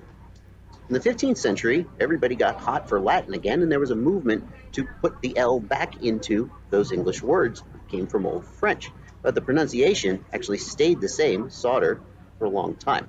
So you could argue that Americans are actually sticking with the older, more original pronunciation. There you go. Anyway, no matter how you come down on this issue, I hardly think that the language that gave us the towns of Worcestershire, Alvertiscott, and Mytholmroyd has any room to lecture on correct pronunciation. There you go. Very good, man. I'm with you. I am with you. Soldering. Soldering. Well, Just say it how you say it. Joshua, thank you very much for what you do and for being you. And I hope Thank that you, there's Ken. some people that are watching that will certainly check out your channel and subscribe. There's links in the description. Check out his website. All that is in the description. And I hope that our two worlds one day will get together and just embrace one another, because in the end, it's all just flying cameras. Yeah, Right. we should do something together, Ken. Let's Yeah. do something together. We'll figure it out. Cool. I'll drive the 17 hours it takes to get across our long state. You fly your Mavic around my property, and then I'll see if I can hit you with my racing truck. Deal. Awesome. There you go. Thank you, sir. All right. Take care, my friend. All right. It was a pleasure meeting you. All right. Pleasure, guys. Bye-bye. All right. Coolest guy ever right there. Yeah. And he's got glasses. And I like people with glasses. Yeah. Jerry, you've got He's glasses. awesome. So, I've got glasses. tell me another joke from one of your silly students. Oh, I've got a good one here. Jocelyn Jaquez says, "How much room is needed for fungi to grow?" Fungi. Fungi. Okay. Did you already ruin the joke? No. Okay. But is it as much room as possible? Ah, zing! There you go. You got another one? I know you had your students write a lot of jokes. Go ahead. Oh, they did. AJ Wooten says ice puns are not cool anymore. That's good stuff. And then here's one for our Aussie friends. Okay. Why aren't koalas actual bears? Why? Because they don't have qualifications. I like that one a lot. Come on. I don't know. What do you Come on, think? Ken. What do you think of that, Joshua? Oh! He likes it, so we're good. We're Hey, good. if Josh approves, I'm happy. Yeah. All right. So, still a lot of stuff to come. I hope everybody's still being entertained. Thank you so much for all the super chats, super stickers. You can do that here. Stickers, I like stickers. So now, I have to share something with you as kind of a cautionary tale and a warning. And dude sent his real name, but I'm going to call him Mr. X because I don't know if he'd want everybody to know that he was the one that did this flight. Uh-oh. Not necessarily his fault, but you let me know what you think. Mr. X says, "Hey, Ken, I have a video of a pretty close call with a red helicopter. I believe is from the hospital that was nearby. I was just out flying on a nice Saturday morning in Wilkes-Barre, Pennsylvania. The hospital I believe that the helicopter came from is the large building on the right of the screen. I'm in the process of studying for the Part 107, and yes, I'm using remotepilot101.com. Very good. Any advice for future flights so I can avoid something like this from happening again? Thank you, and bye, Mr. X." And so I'll share this video as you give your opinion. So, if he's truly studying for his Part 107, maybe he should hold off flying until he gets his certification, because there goes one rule, flying over traffic. Yep. And then I'll fast forward here. Oh, well, we did it once. Why don't we do it again? We'll just fly over traffic one more time. It's a beautiful day. I don't know if he can still see his drone there. So line of sight, maybe, unless he's got bionic eyeballs. So that's the hospital right there. So on his way back, and you'll see in the bottom right corner here, it looks far away, but it is. See it? See the red helicopter down there? Now I'll show it to you again and zoom in. That is what is known in aviation as a near miss. It doesn't have to be close enough to scrape paint. It just has to be that close. Look at that. Whoa. And it's lucky that they weren't on the same plane. Yeah. So that's wild. That probably gave him a start, and he went back. And what did he do? Did he pack up and go home? No. He tried again. Now, if the helicopter went away from the hospital, it's going to return to the hospital, right? Oh, no. So here he is taking another flight, looking around. Are there any red helicopters? Nah, we're good. I would have moved to a new location. That's just me. Anyway. But did you see it? I had packed it up for the day. Here it comes. Oh. Oh, my gosh. Now, does he see that, and does he land right away? No. Like you're supposed to? Nah. He does eventually. I think he was probably in a little bit of shock. Wow. But anyway, so thoughts, Jerry? I was wondering about that. We do live and work close to within 5 miles of a small airport, and they fly all kinds of aircraft around here. Mm-hmm. And there's supposed to be a minimum level for them to land and take off from. So I'm assuming that he's doing the same thing with that helicopter. He's got a certain distance he has to go at that level before he can get back up again. But it's crazy to be out there. And I'd landed the thing the first time I saw him. I'm scared. I actually spoke with the FAA about this, and hospitals don't issue TFRs, temporary flight restrictions, for medical helicopters because they can take off and leave at any time. Usually, I mean, there should be some kind of, zone where you're not supposed to fly, but there really isn't. And when I was actually in the hospital for my broken back, I flew my drone inside the hospital, which is legal because the FAA doesn't control airspace indoors. And I didn't think that it would take off because of the medical helicopters, but it did. I flew up and down the hallway. They let me do it. Pretty cool. That was pretty interesting. Yeah. So Mr. X, I would just say probably don't fly near the hospital.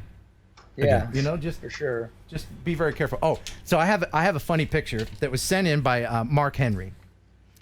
He says, "Hey Ken, I thought this was pretty funny. Check out the reply at the bottom." So someone lost their drone in the park. They lost their drone and they put up a sign that says "Lost Drone," and then some clever person, put a ransom note that says, "Be here with $500 cash and a 20-piece McNuggets on Sunday." At noon, or the drone gets it. I just thought that was hilarious. Somebody spent the time to cut out letters in a ransom note. That is just hilarious. That is hilarious. Oh my gosh.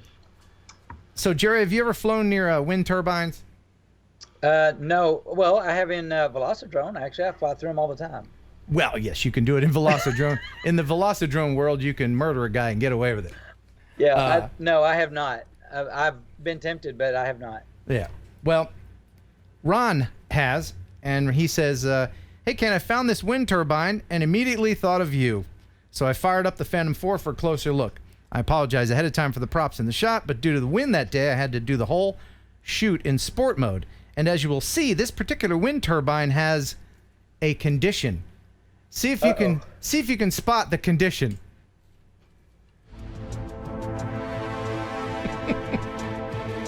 That's a something about Mary font, by the way.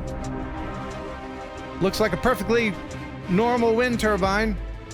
Yeah. Until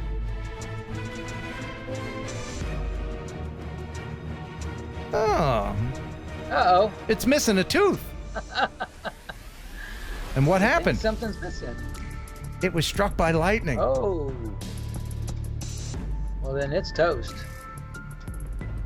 Yeah, man. What a great bit of subject matter to fly with your drone. Yeah. This is what drones are made for, man. To get up close and see stuff like this. Wow. So apparently what happened was the company just left it there, and now it's an eyesore. Wow. You imagine being a car parked under there, and you have a big turbine blade laying on top of you. Those turbine blades, by the way, each one of those can cost over $100,000. Well, have you ever seen them driving down the highway? It takes this giant truck with flags all around it and people everywhere. It's crazy. Oh, yeah. Super long. You don't realize it when you're looking up at them, but those things are huge. Yeah, that's true. And they have the brake on. There's internal braking system, and that bracket around it, that keeps it from spinning. So they did go up there and put that thing on it so it wouldn't spin and spin and spin. Wow. But anyway, thanks for sending that in, Ron. That's great. If you guys see anything really cool like that, you can send it to me. KenHeronUpload@gmail.com, and you'll have a chance to win some Freewell filters if you are chosen for the viewer video of the week. I got some more great videos, some astonishing videos. I have one from Jake in Australia, not in Alaska, from Jake Sloan, our buddy who films all the glaciers. And the viewer video of the week is just gorgeous. But glaciers are always gorgeous. Absolutely. Now, don't be afraid to send in your video, even if it's just of something cool near you. It doesn't have to be in another country or anything. Send it in. Doesn't have to be edited. I mean, I'll slap-a-dap it together for you. If you want to share it, share it. So I have to let everybody know about LoomCube. LoomCube is the sponsor of the show, and we thank them very much for doing that. Thank you, LoomCube, one of the coolest companies ever. Thanks, LoomCube. So, I've been working for months putting together something I'm calling Disco Drone. And I'm going to show you Disco Drone tonight. Oh, yeah. But first, I have to turn it on. And while I'm doing that, Jerry's going to tell you a joke. Oh, yeah, I'm going to tell you a joke. Let's see here. Oh, where did it go? Oh, there's a Sherlock Holmes one. It's a little longer, so while he's turning that on. Yeah. They look up in the sky, and he asks Watson, what do you think about the stars? What do you deduct? And he said, well, there's millions of them, and there's millions of other things, and there's got to be life out there. And he said, no, you fool.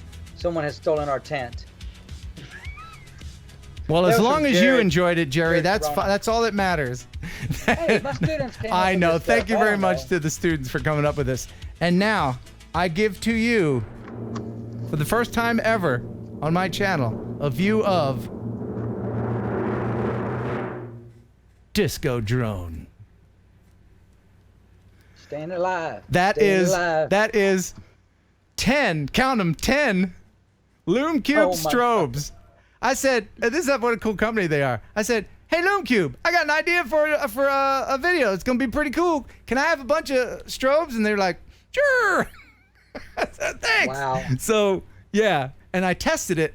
And these things are so light that it does fly just fine. Wow. So there it is, Disco Drone. And I'm going to be filming that not this weekend, but the weekend after with the help of about 100 students from Bethel College. Yeah. So while I turn these off, Jerry will give you one more joke from his students. Oh, no. One more joke from my students. Unfortunately, I think I've told them all. Oh, no. Alexa, tell me a joke. What do you call a hobbit playing fiddle? What? Lord of the Strings. That's pretty good. That's pretty good, Alexa. You know. Okay, wait. I got to tell you this one. I forgot about it. Oh, okay. All right. Ready? One more. Yeah.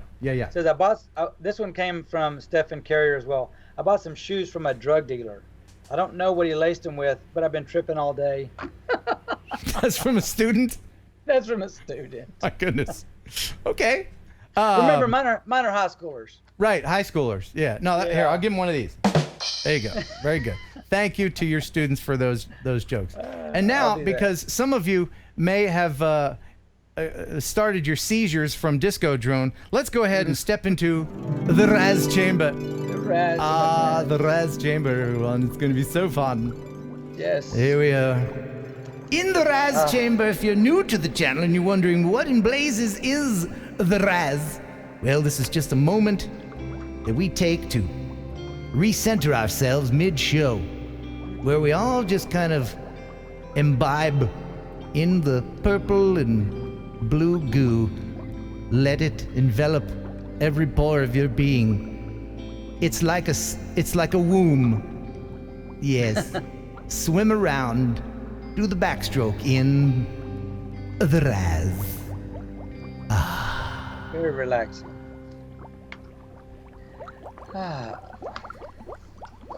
Taking a nap. And we're back. All right. So let's go ahead and get right back into the videos. And this is one from Jake Sloan. Love Jake Sloan. Jake Sloan lives in Alaska, and pretty much where he lives, you can just point a camera anywhere, and it's beauty. True. Yeah. But now this may cause a little controversy with people, because what he did was, he says, hey, Ken, I shot this a few months ago, so before any drone police go crazy, I shot this in Class G at a time when all other air traffic was grounded at nearby airports due to the president's TFR. We had to leave at 5 a.m. to get out to this area outside of the TFR and before the TFR went into effect. This is my pilot friend Keith, and he and I pre-planned most of these flights, plus we were in radio communication the entire time. Enjoy. Oh, P.S. A glacier finally ate my drone, but the shot was worth it. This is from Jake Sloan. So this is Jake following his buddy in a plane around with his drone. Oh, wow. And this is something you're not going to see every day, but in Alaska. Jeez. Oh yeah.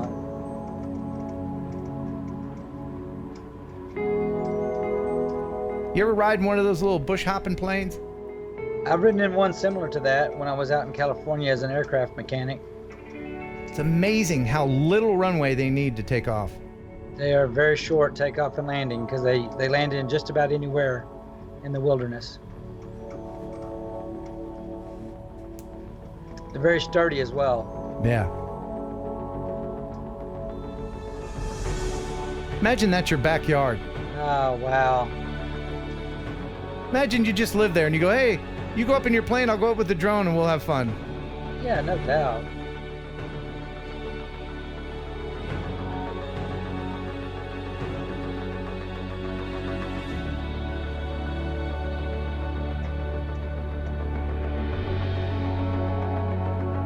Oh my gosh, that's beautiful. You got the reflection on the water, the shadow, and the plane itself, yeah. That's great.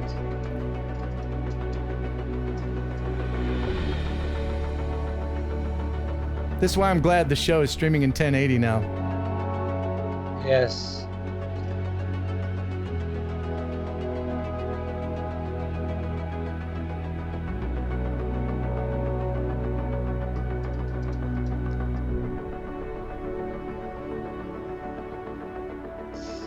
There's a surprise at the end.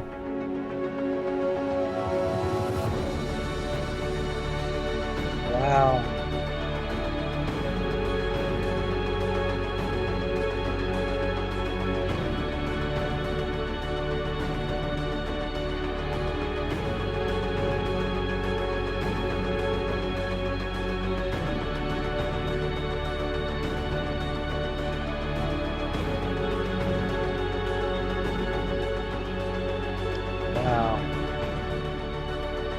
Just breathtaking. It's amazing.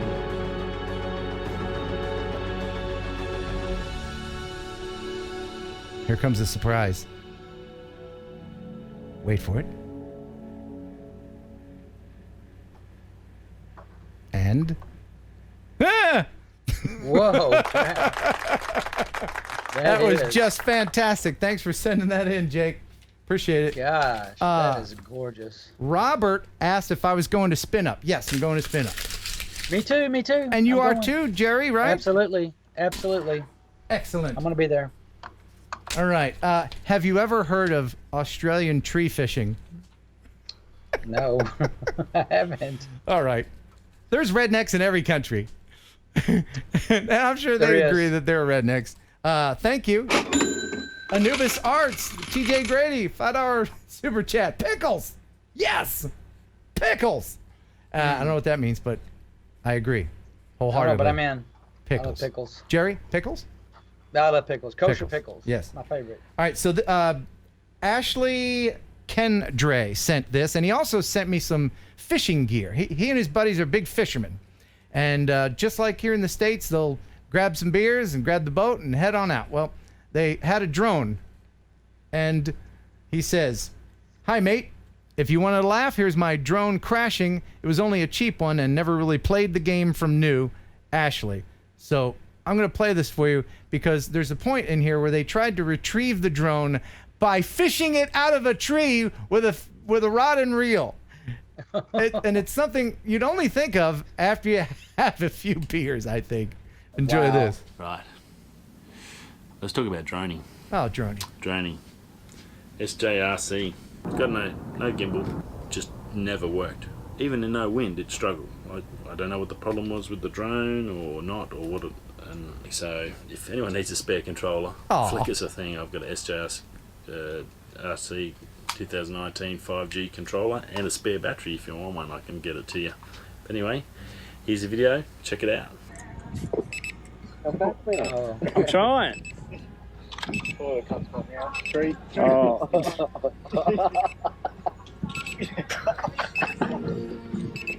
No, no. Oh, no. Oh. So. Oh my gosh. And that's the end of the drone. It's stuck in the tree. So listen to this. What are you going to do, mate? Do you want to climb the tree? No, I'm not climbing a tree 100 foot in the air above a croc-infested river. His buddy asked him, "You gonna climb the tree?" He says, no, I'm not going to climb the tree. But look what they're doing. Oh my God. The only tools available to them. I would try as well. Yeah. Look at that. Yeah. Australian tree fishing. Well, what scares me is you said I wouldn't get up there over croc-infested waters. I wouldn't be in a boat in croc-infested waters. Yeah. Boats topple. But they were able to get it. But then it fell in the water. In your drone Oh, no. No. That's crazy. I bet they didn't think they'd be fishing trees that day. Oh. Splash down. Trying to drag him up. And that's all I got to say about that. Gosh. Droney, we're going to miss you. I think we had about 5 flights, maybe more. You just never wanted to play the game. Sad. Long live Droney. Long live Droney. Thank you very much for sending that in. That's from That's sad. Ashley Kendra. Yeah. I hate to see that. Bibbity bop. What did we do? Did we bip the bop yet? Did we bop the bip? People still watching? Oh, yeah. Yeah? Drone Okay. eyes. People still interested? Good. Oh, I think so. Okay, good. Good. Because I have some really fantastic videos here to share. Ooh. No, not that one. Okay. So, after this video, we're going to give away something. Oh, yes. Going to give this away. This is the card drone.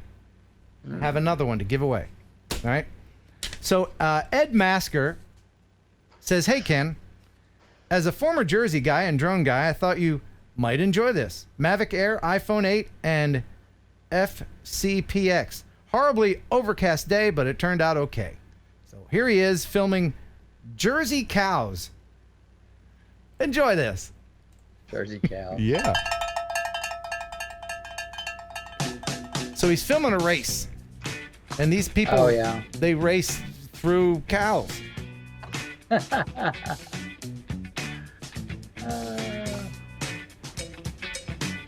Oh, that was. Yeah, that would've been that's a nice. little dangerous. Yeah.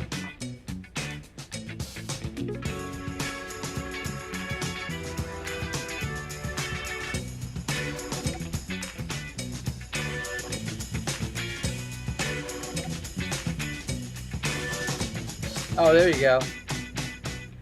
Yeah.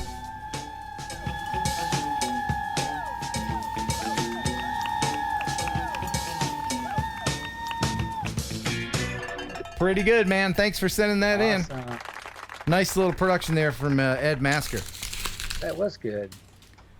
Jerry, you Hey. getting sleepy? It seems like you're getting sleepy, man. No, not me. I got to tell you this story, though. You know, one of the things that I've been able to do here at the school that has made it so that they're more interested in me doing what I'm doing with the drones is I make myself available to the principal as well. And I've told him all this time, I said, let me go up and do video of what's going on in the mornings or the afternoons outside. And so the other day they asked me to do an outside.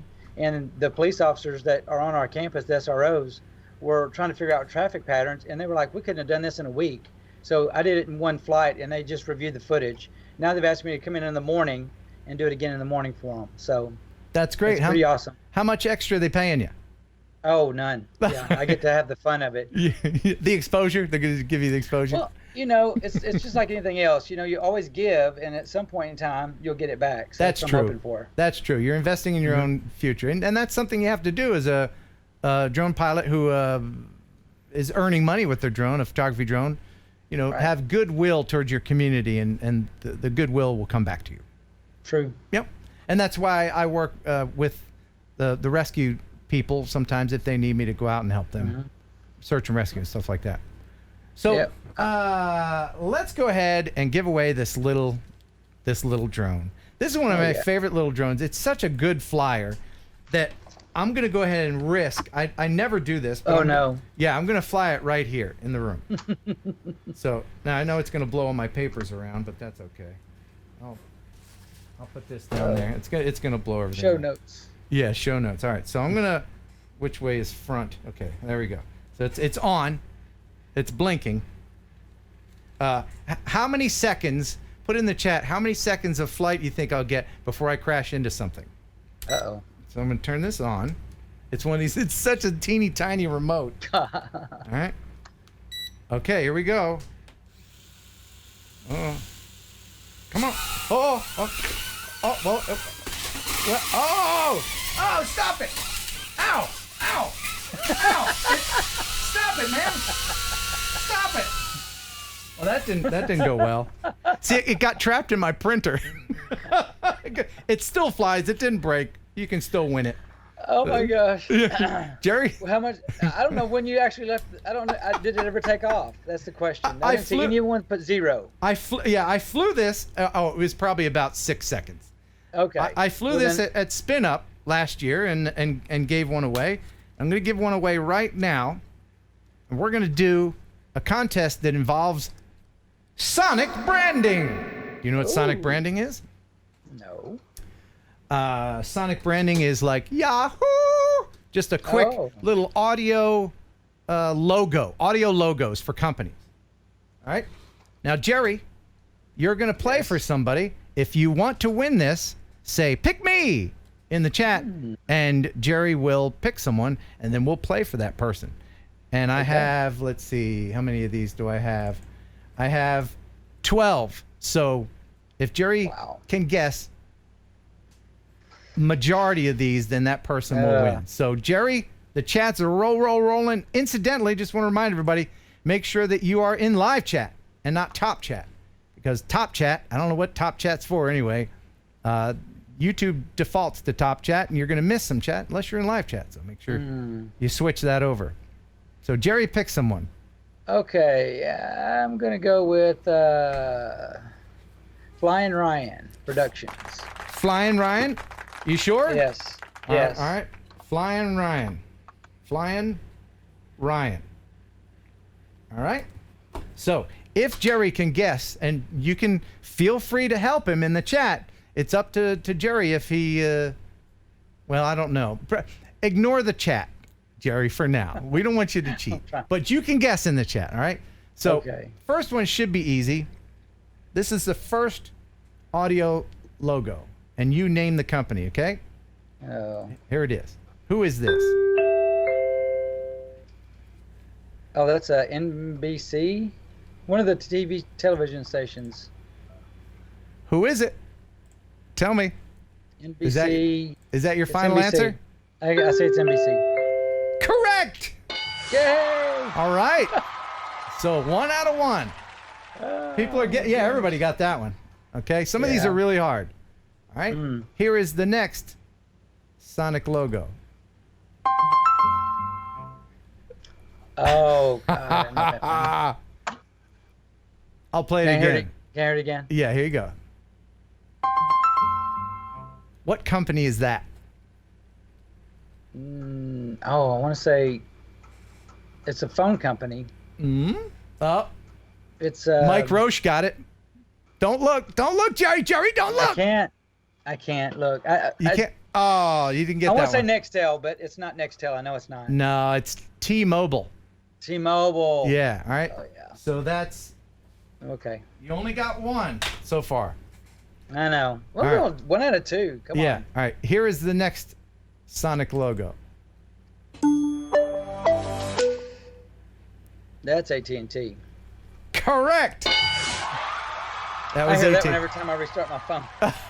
Okay. So you got 2. So that's good for Flying Ryan.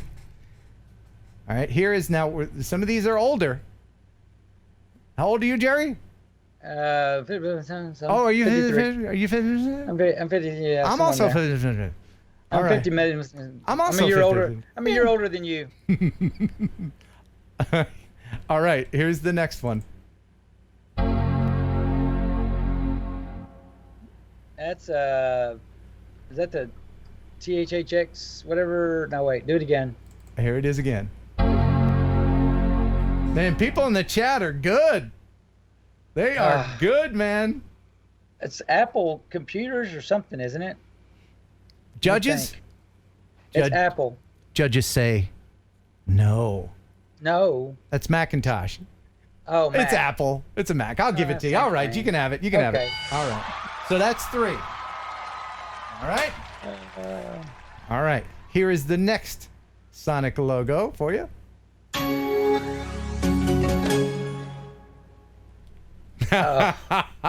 It's hard, isn't it?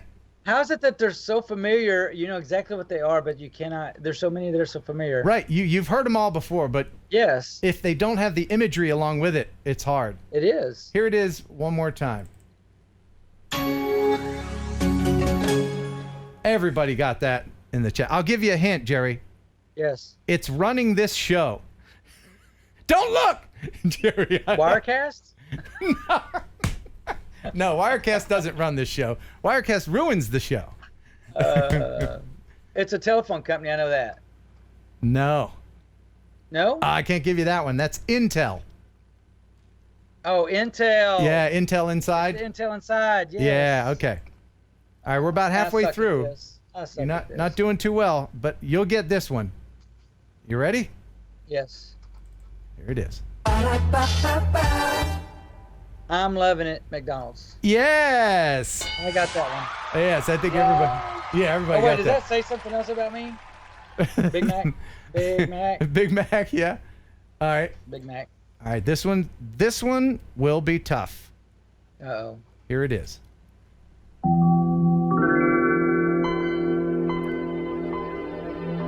If you have gray hair, you probably know this. I think I have some. That's the startup sound for One more time. Here it is.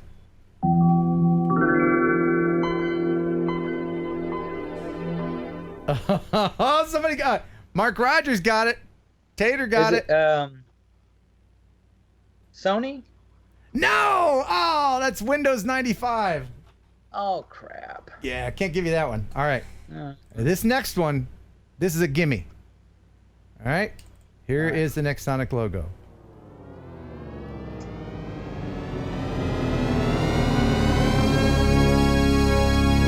That's the Dolby. Be sure of what you're saying, Jerry. What is it? It's the I don't remember the initial THH whatever Dolby noise. What is It's it? before every movie. Does it make you smell popcorn? You're looking at the Yes. chat, you cheater. No, I'm not. You- I still haven't looked. You would get mad at your students looking if they at you. cheated. No, I'm looking at you. I don't know. I don't know. Should we give it to him, you guys? Should we give it It's to the him? one from the movies. It's Should we give is it to him? THH something? What is it called? All right, I'll give it to you. It's THX. Give it to me. THX. THX, yeah. All I right. do know that. Just 4 more. This next God. one, if you get this one, I'll be impressed. This is a tough one. This Okay, is a let's see. tough one. Here you go, the next Sonic logo. All right.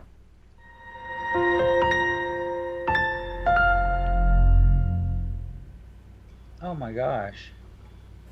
No one will Can get I- that. I bet no one will get Can I- no one in this country will get it. Can I get it again?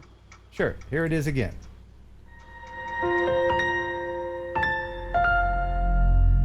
I wonder if I get copyright notice for Yeah. logos.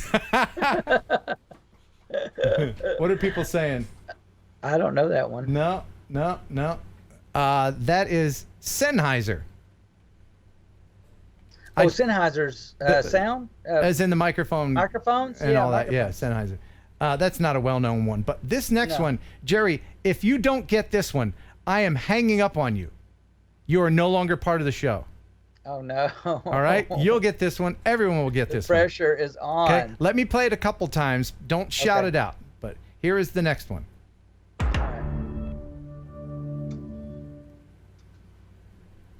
I'll play it one more time. Here's the next Sonic logo. What company is that? If you get it wrong, I got to kick you out. Oh my god, I guess I'll be seeing you guys later. I know it. I know the sound like it's okay, let me think. It's Oh yeah. Zachary Key got it. Zachary Key got it. Here it is again. Come on. Oh, it's Netflix. It's Netflix. It's Netflix. Yes. It's Netflix. Very good, Jerry. Oh, Jerry, I didn't want to have to say goodbye. All right, 2 more. Oh, but you put pressure on me. I couldn't think, but Yeah, I knew it you got because it. I watch it every day. Okay, now you've gotten 5. There's 12 that you have to guess. You've gotten crap. 5. All you need is one more One more. for the win for Flying Ryan. There's only You're giving 2 me a more. hard- These are going to be tough. Here is the first of the last. What is the name of this company?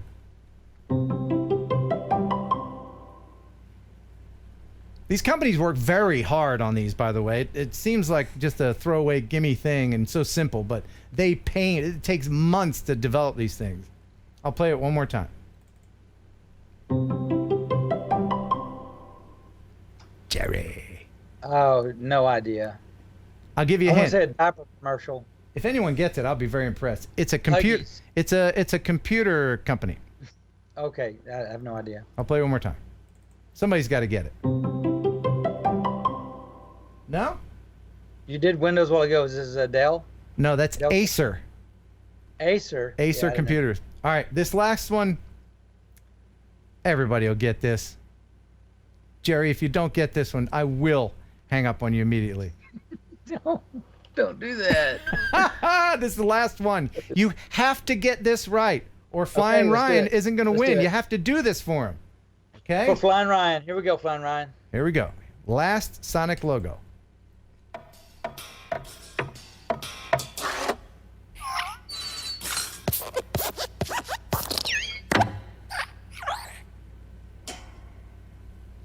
Jerry, That is- are you kidding me? That is Pixar. Yes, okay. Pixar. Oh my goodness. Oh my God. Very good, man. The sweat. Yeah. Yeah, that on was my back. that was a nail biter. Congratulations to Flying Ryan. You've got this drone that crashed into my printer.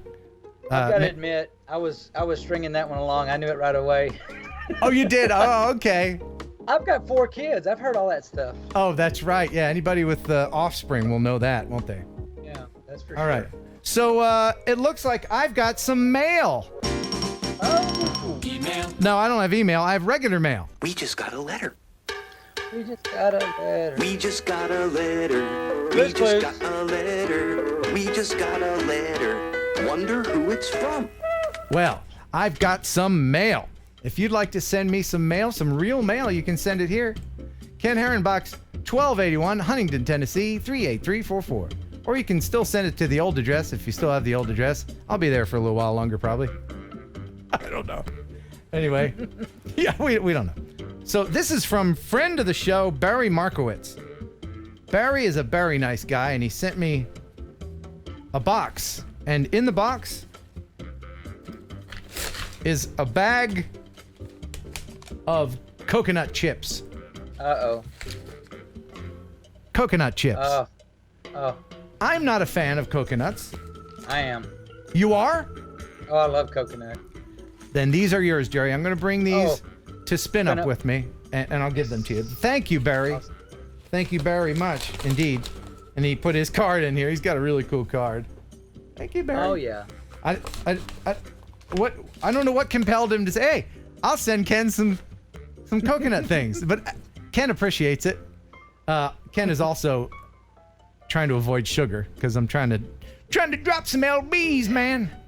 Or what do they say in the UK? They say I'm trying to drop a few stone. Yeah, a few stone. So, all right, this next one is Kilos. from Jackie Maxwell, and I thank you very much, Jackie, for sending me this. Jackie sent me a letter, and it says, oh, it's just a list of what he sent. It's not a letter. Well, thank you. So it's a track list, and he sent me. Check out what he sent me. I don't get this a lot, but sometimes, for people who don't know how to use computers very well, I guess they sent me some video on USB. Mm-hmm.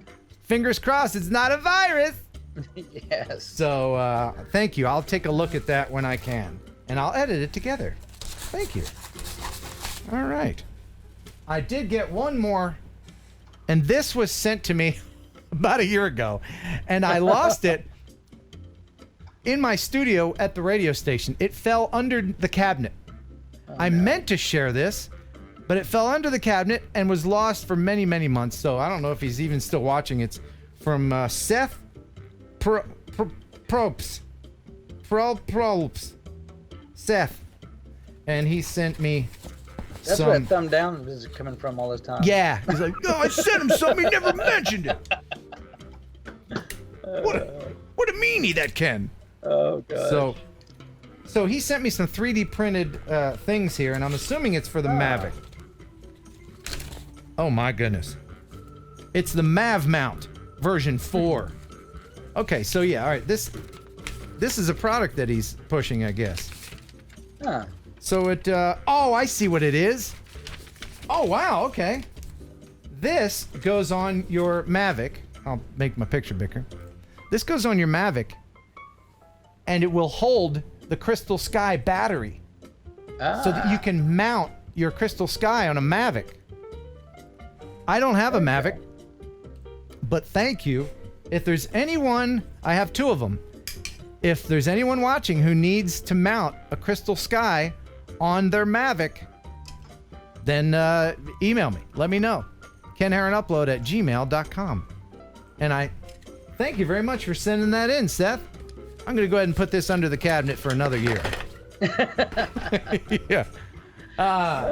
All right. So it's getting near the end of the show, but I do have to let everyone know about my buddies at RemotePilot101.com.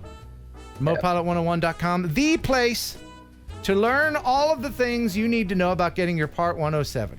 Isn't that right, Jerry? Yep. It is. I use it. I love it. Yeah. I got it with your code. Yes, the code is Heron18. You get 30% off. If you're thinking about passing the test, you want to monetize your channel, you want to do real estate, you want to make money with your drone, you're going to have to get your FAA Part 107 certification. And to do that, you're going to have to learn some information, and that information can be learned by going to RemotePilot101.com. Here is the website. It's run by Jason Shepard. He's a great guy. He wears 2 watches. And anybody that wears 2 watches is a pretty cool guy. Cool. Pretty cool. So do you encourage your students to get their Part 107? I did. As a matter of fact, I've been talking about that as a way for them to work their way through college. Yeah, because I mean, there's a lot of opportunity out there for up and coming pilots. And, That's true. In order to do that, you're going to have to be certified. That's and right. Jason Shepard will be at Spin Up. You're going to get to meet him, Jerry. I'm excited about that. Yeah. He looks like he's about 8 feet tall. Doesn't he look tall? Yeah, he does. That's something you never know until you go to Spin Up to see how tall everybody is. Yeah. Like Ed Ricker.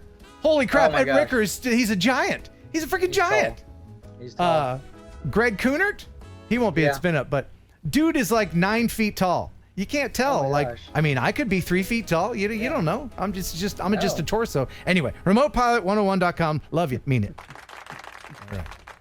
So as we draw near the end here, I did promise Steve D. He sends me a lot of video from the UK, and it's been a while since I've shared one of his videos. He says, "Hey Ken, dude, buddy. It's Steve D again from the UK. We've had some hot, dry weather for a change, and I'm not sure if you've seen in the news about a dam that is ready to collapse, maybe.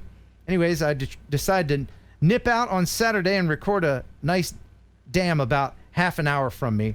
Catch you on TNL, and by Steve D." So here it is. This is an old UK dam.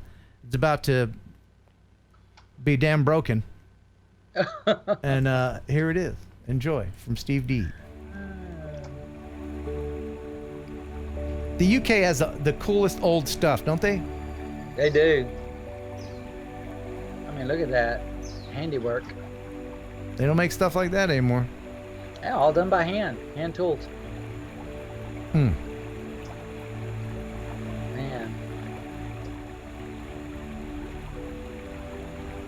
Wow. Even that little mechanical shed down there is gorgeous. They didn't need to make it beautiful like that, but they did back then. Right. Craftsmanship. People took pride in their workmanship. That's true. Not like today. Get off my lawn.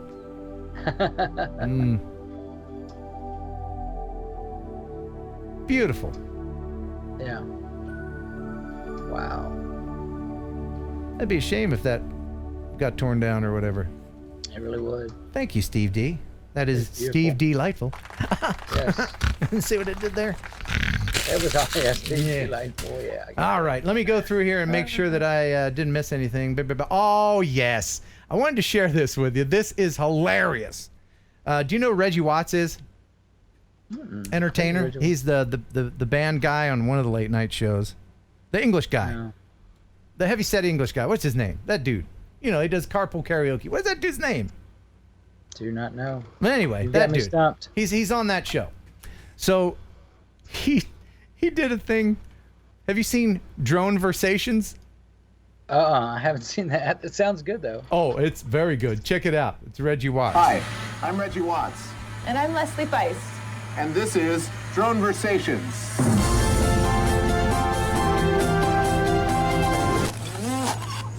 You know, I worked with a designer guy, and he's really. That sounds smart. Part of me is like, oh, I didn't do it myself. But then, like, also a part of me, which is part of my philosophy, is like, hire professionals to do shit. Because in the end. So they're using the real audio. A little bit more, but you end up being. Oh my God. Which is what it would sound like. Or are we Angelina? I think we're all Angelinos. Because the rule is always masculine. Because you're like just assigning arbitrary, like, this is masculine, that's feminine. A car is definitely non-binary. So are you excited about, you got a new record? Do I? Doesn't that mean something? They're just, I mean, they're trying to talk and use the drone as a camera, but they're using the. Five to 6 Anyway, I just think that is gosh. hilarious. And I like that kind of humor. But That is funny. there is a solution, and I had the solution a couple of years back. I made a video with a secret drone quieting function in it. Have you seen this video? I did see it. Yeah, this is from 2016, I believe. But check it out. About 3 years ago. Check this out. About drones is all the noise it's making. I'm wearing this lapel mic, and as I get closer, you'll hear it'll just drown out all the noise, all my talking. Kind of annoying, isn't it? Well, there's a neat little trick that I discovered. Come here, buddy. Right here on the side, you press that once, and then on here on the controllers, you touch this to here, and then hold these two at the same time, and pow, look at that. Silent. I come right over here. No noise at all. Absolutely silent. Isn't that incredible? Gosh. That's crazy. And then if you want to get the noise back, just do it in reverse. And there you go, the noise is back. Wow. Isn't that incredible? Dude, you should have marketed that better. Right?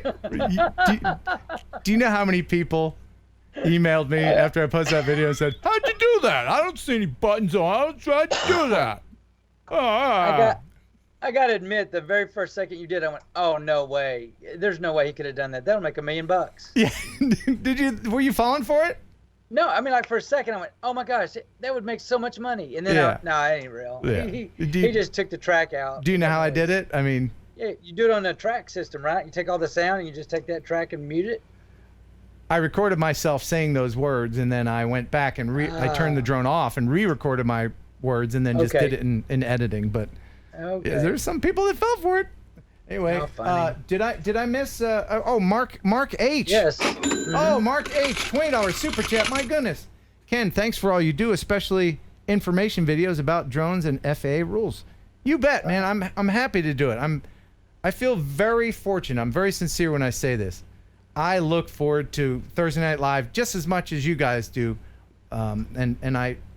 it is a lot of work to get this. I know it seems effortless. It must seem effortless, but it's not. It's a lot of hard work, and there's people that help me, like this guy here, and Jeff Sills and Greg and everybody in the community. I thank you so much for allowing me to do this every week. This is show number 109. Goodness. Wow. I don't know how many more I got in me, but I'll keep trying. Wow. So that's a lot. Hey, you mentioned how tall people are when you see them in person. Yeah. 2 people that I've met. One was I spent up actually.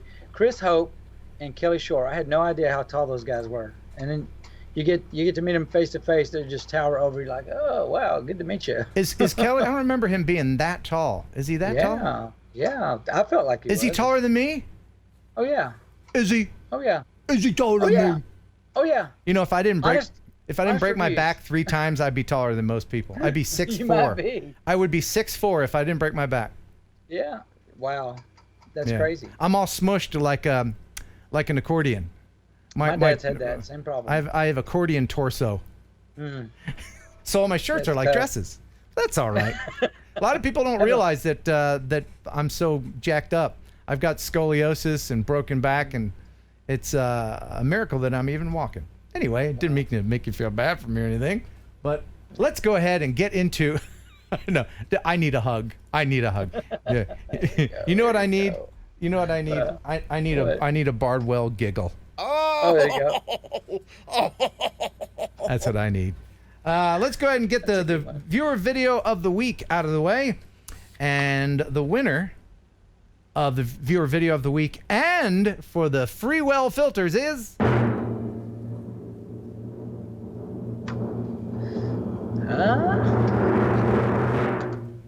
Eli Malay. Or Mellet. It's French, yeah. It's a Malay. And he says, "Hey, Ken, here's a video I just finished up for my trip to Switzerland this summer. Everything was filmed on the Mavic Pro. Hope you like it and consider it as the video of the week. What I did, and it is, and here it is, Switzerland. Wow. Enjoy this."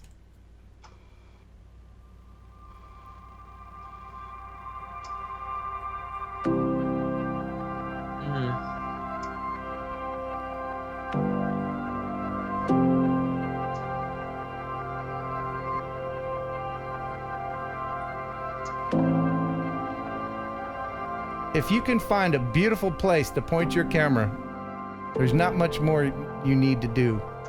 It's all about location. Just amazing. Oh my gosh. What countries have you visited, Jerry?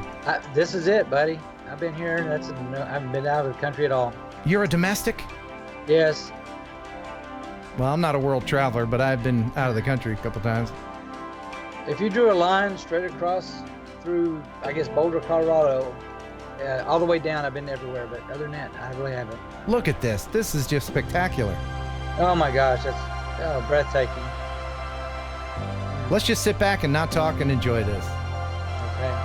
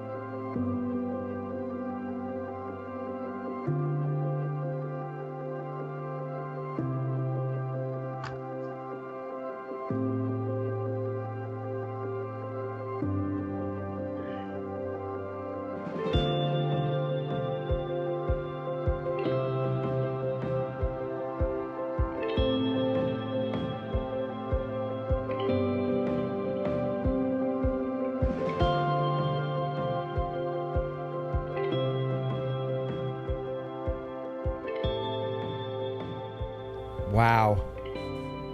Just wow. That is incredible. That is fantastic. You know, the beauty that's out there in this world and that is captured with people and the drones and the cameras and everything, just kind of brings a tear to your eye sometimes.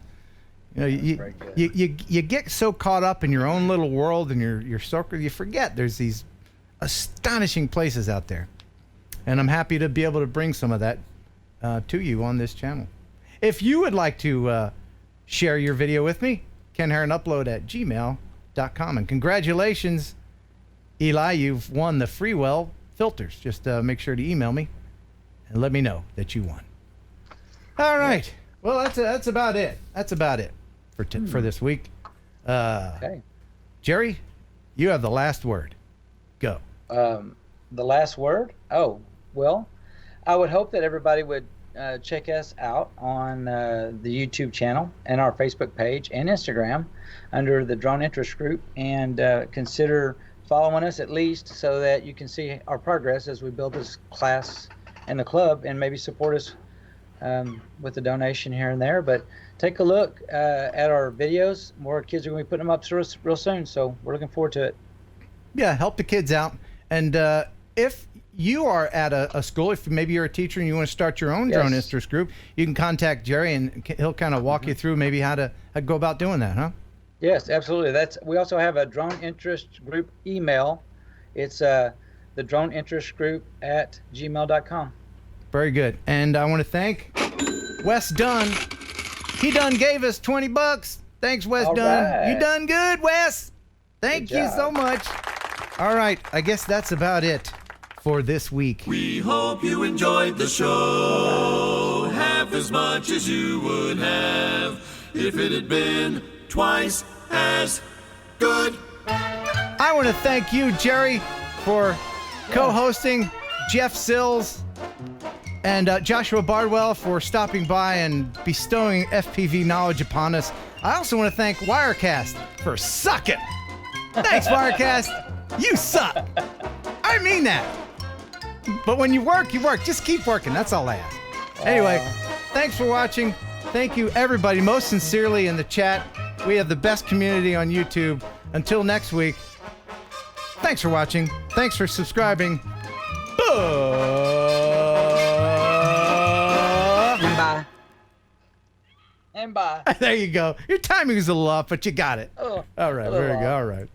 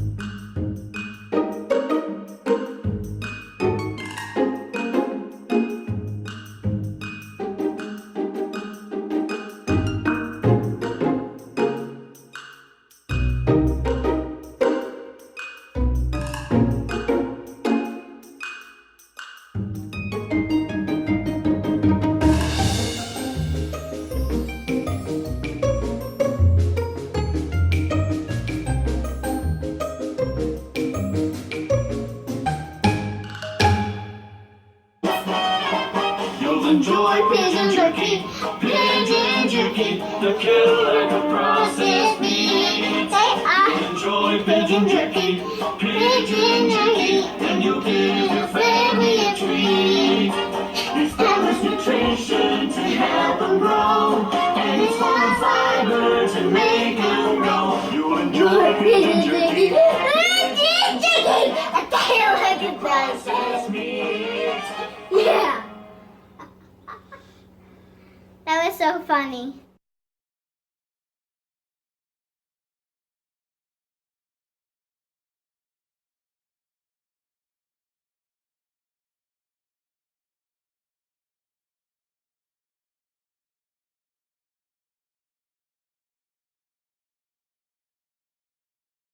Well, maybe you watched the whole thing, maybe you fast forwarded. Well, here we are at the end of the video.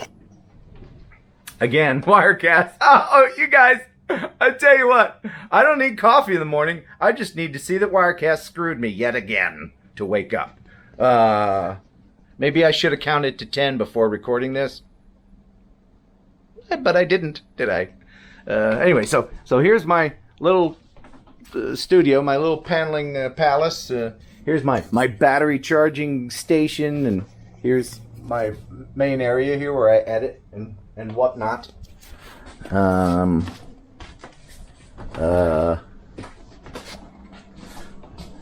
That's my Edison player. And then we go over here into the east wing. And this is the game room slash staging area slash mail room slash FPV bench slash product area. And that's it. That's the end of the tour. It's a small operation. But I thank you for watching. I thank you very much for subscribing and supporting the channel. Who knows what's going to happen with Thursday Night Live next week? Who knows?